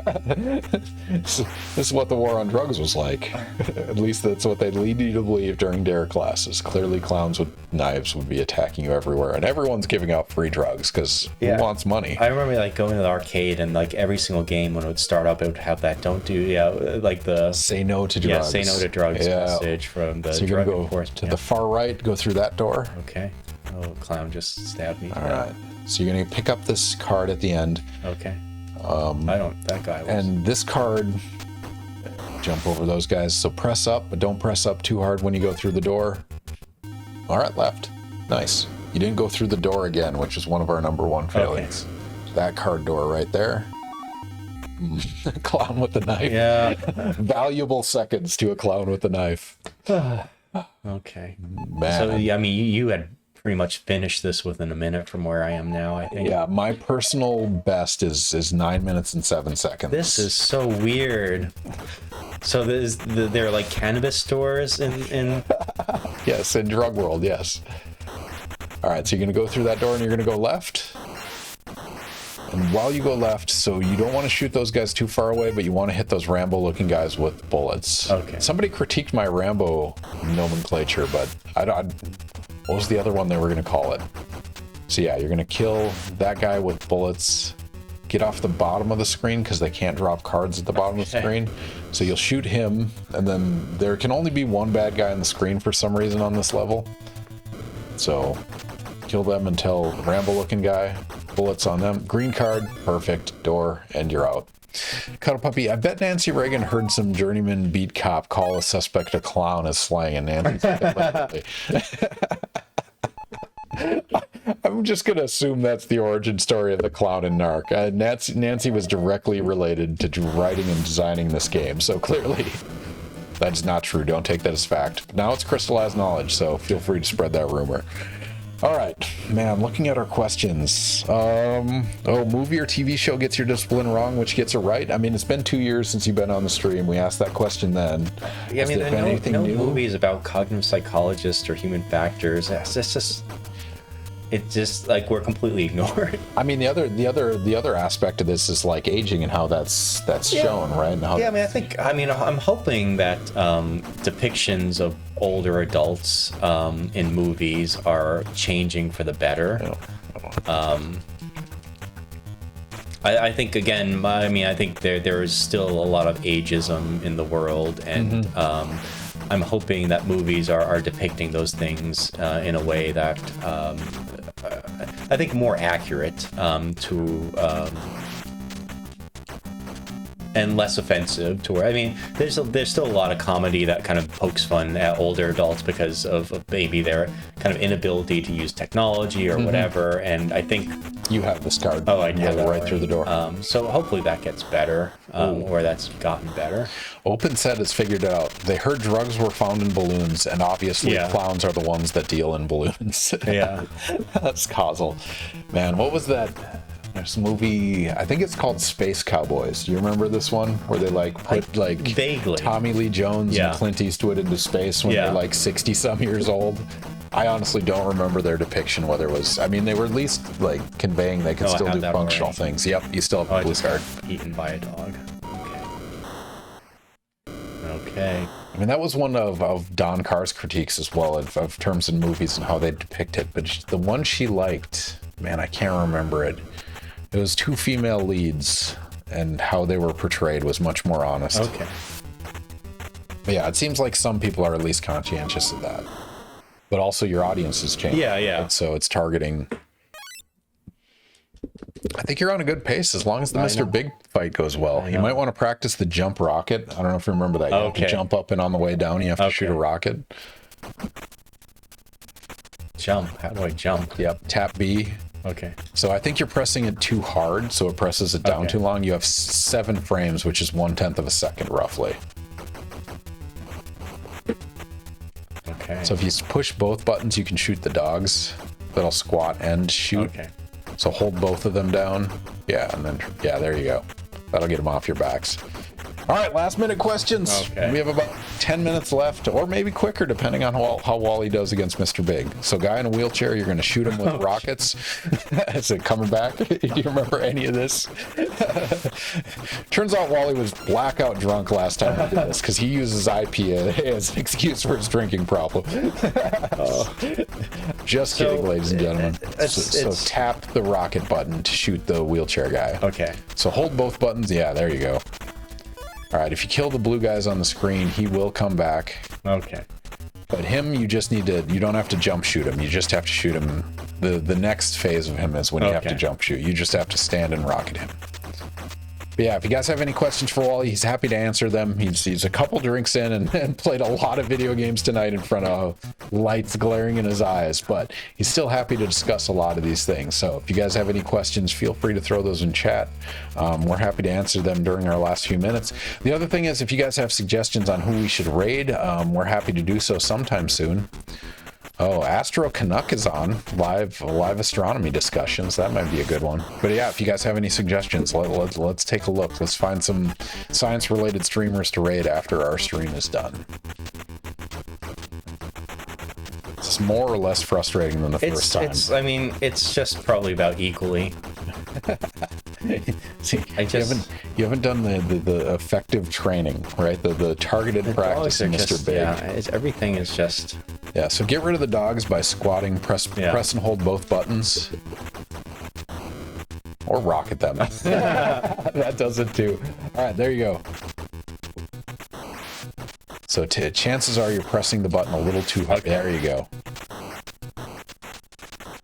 And that guy's absolutely obliterating you. I'm not gonna make this. The balloons. Obviously the clowns are the ones that. I mean, I'm gonna take that as lore open set. Thank you very much. Oh man, what else should I ask? What did we not ask last time? Now we're approaching the end. What's the one thing you wish everyone knew about your field? while you try to shoot this guy with rockets. I should just stop talking. I just let me. Oh, yes, there we go. I got him. 1. We have to do 2 more. Oh no. It's good we do this at the end of the night, right? It's. Oh, I'm sorry. Oh, here he is. Come on. Come on. Nice. That's 2. Inchworming. We got 1 more on the way. Yeah, if you guys have questions, squeeze them in. Wally, this is probably the last time Wally's going to be on stream. As of January, you're officially moving. January, he's moving to New York, and I'll be happy to visit you in New York City, but we won't have the streaming set up. So this is probably the last time you're going to be on Ask a Scientist Gaming. So make the most of it, ladies and gentlemen. You have approximately 8 minutes to get your answers to questions. He is not having a good time. Okay. Well, you turned into a gold card. Okay. So grab the gold card, get through the door. We're going to go to phase 2 of Mr. Big. Phase 2, you're going to go to the top of the screen. You have to jump and rocket him in the hat. So you're going to have to tap B, and then on the way down, tap A. And then once his hat is off, then it's easy from there, or easier from there. So yeah, go directly to the top of the screen. 16 minutes, you're doing good. Okay. So go to the top of the screen. So he's going to come on screen. Yep, just like that. And then tap A on the way down. Yep. And you'll have to do it a little later. And then you're going to want to run away from him. And you can jump. You can go right. There's plenty of room to the right as well.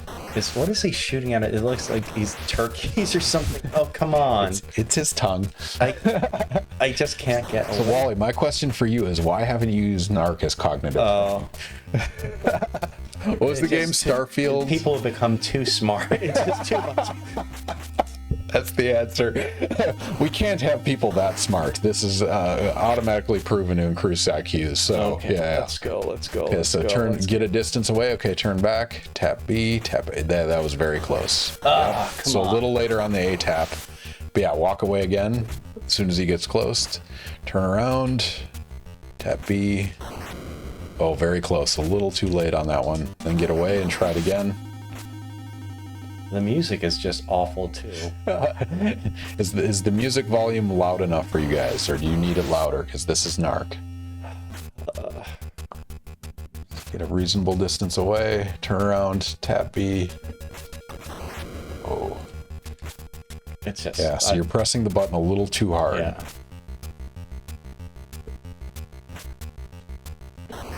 Very close. A little sooner on the rocket, and that would have been perfect. Man, is there anything you wanted to talk about tonight that we haven't? I mean, you're under high pressure now, but is there? Okay. I mean, we got into most of the predictions, which is nice. I think we got through most of them this time, except for one of them, but we covered that anyway. Perfect. Okay, rockets to the face. Okay. Tapping A. There we go. Okay, now run away from him, and you're going to want to be in the middle of the screen here. Okay. So go down and right. And what you're going to do is get a distance away from him, but stay in the middle because you can't shoot him at the top. Okay. So somewhere in there, you're going to turn around and hold A and shoot bullets, but move up and down while you're shooting bullets. And sometimes they'll hit the right spot, and sometimes they won't. Run away. Do it again. Oh, there you go. You got it down to 4. Nice. We are on track, ladies and gentlemen. Okay. Oh, come on. If I can get under 20, that would be great. Okay, pause. So go back. Yeah. And then move up and down a little bit. One of them is eventually going to shoot. Run away. Keep doing it.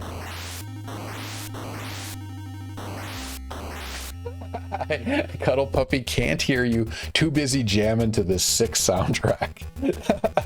I should really take this soundtrack and so on our load screen where we just count down, to the stream, I should have this playing in the background. Like, it's a mistake that I don't have this playing because Cuddle Puppy wants to jam, obviously. Yeah, that's the strategy. There you go. Go right. Go right. Okay. Come on. Unfortunately, the next level is at least 15 seconds. So you might be out of luck. Keep going right. I beat the last one. Oh, yeah. You're good. Yeah, I think you beat it by like 4 minutes. Okay. So you're going to gold card here, and then we're going to go civil forfeiture the level, and then we're going to be officially... You don't remember this one? I don't. There you go. Oh, now we just grab it. No, go right.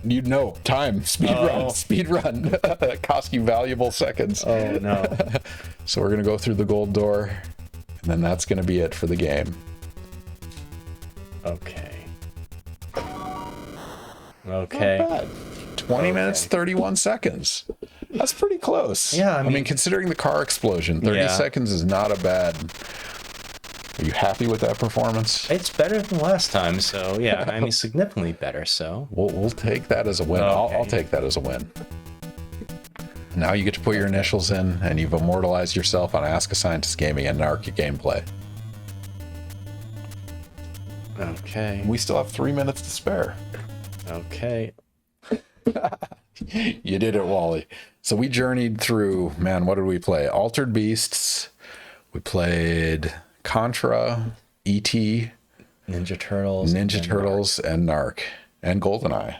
And GoldenEye, yeah. Those through like 3 generations of gaming. So, did you get your gaming experience out tonight? I think that I'm ready for another 2 years. Yeah. If you ever come back to Tallahassee, send me an email. We'll be happy to have you on. But everyone that joined us, thank you for joining us tonight. Wally, thank you again for doing this again. I know it's a weird experience, but you agreed to it. Maybe 2 years was enough of a relaxation period that you came back. But thank you. It's been a lot of fun. I learned a lot. I always do. I really enjoy the discussions. I appreciate the time you spend. Any parting words for the audience? Well, thank you. I mean, thanks for watching me play video games terribly while rambling about things I hope were interesting. Yeah, no, I think we definitely learned a lot from the experience. So, Wally, thank you again. It's been great. We wish you the best of luck on your journeys in New York and Ithaca. And yeah, we look forward to the research. Anything you discover, we're excited to see. So, all right, everyone. Well, thank you again for joining us. In 2 weeks, that'll be October 4th, we'll have Dr. Scott Stagg from the Department of Biology. He does a cryogenic electron microscopy. He basically freezes proteins on a surface and uses electron microscopy to solve protein structures, which is really fun. And he's particularly interested in signaling across the membrane. So, yeah, in 2 weeks, Scott Stagg will be on. Join us for learning about biology and cryo-electron microscopy. We look forward to it. Man, I think that's everything. So I think we're going to raid probably Astro Canuck. I don't think I've seen them on Wednesday nights. Wednesday night, it turns out, is a weird night to stream, but thank you again, Wally, for joining us. Thank you all for joining us. Thank you for all of your questions. It's been a lot of fun. We've taken a lot of interesting journeys during our time together. So thank you, and we'll see you guys again in 2 weeks.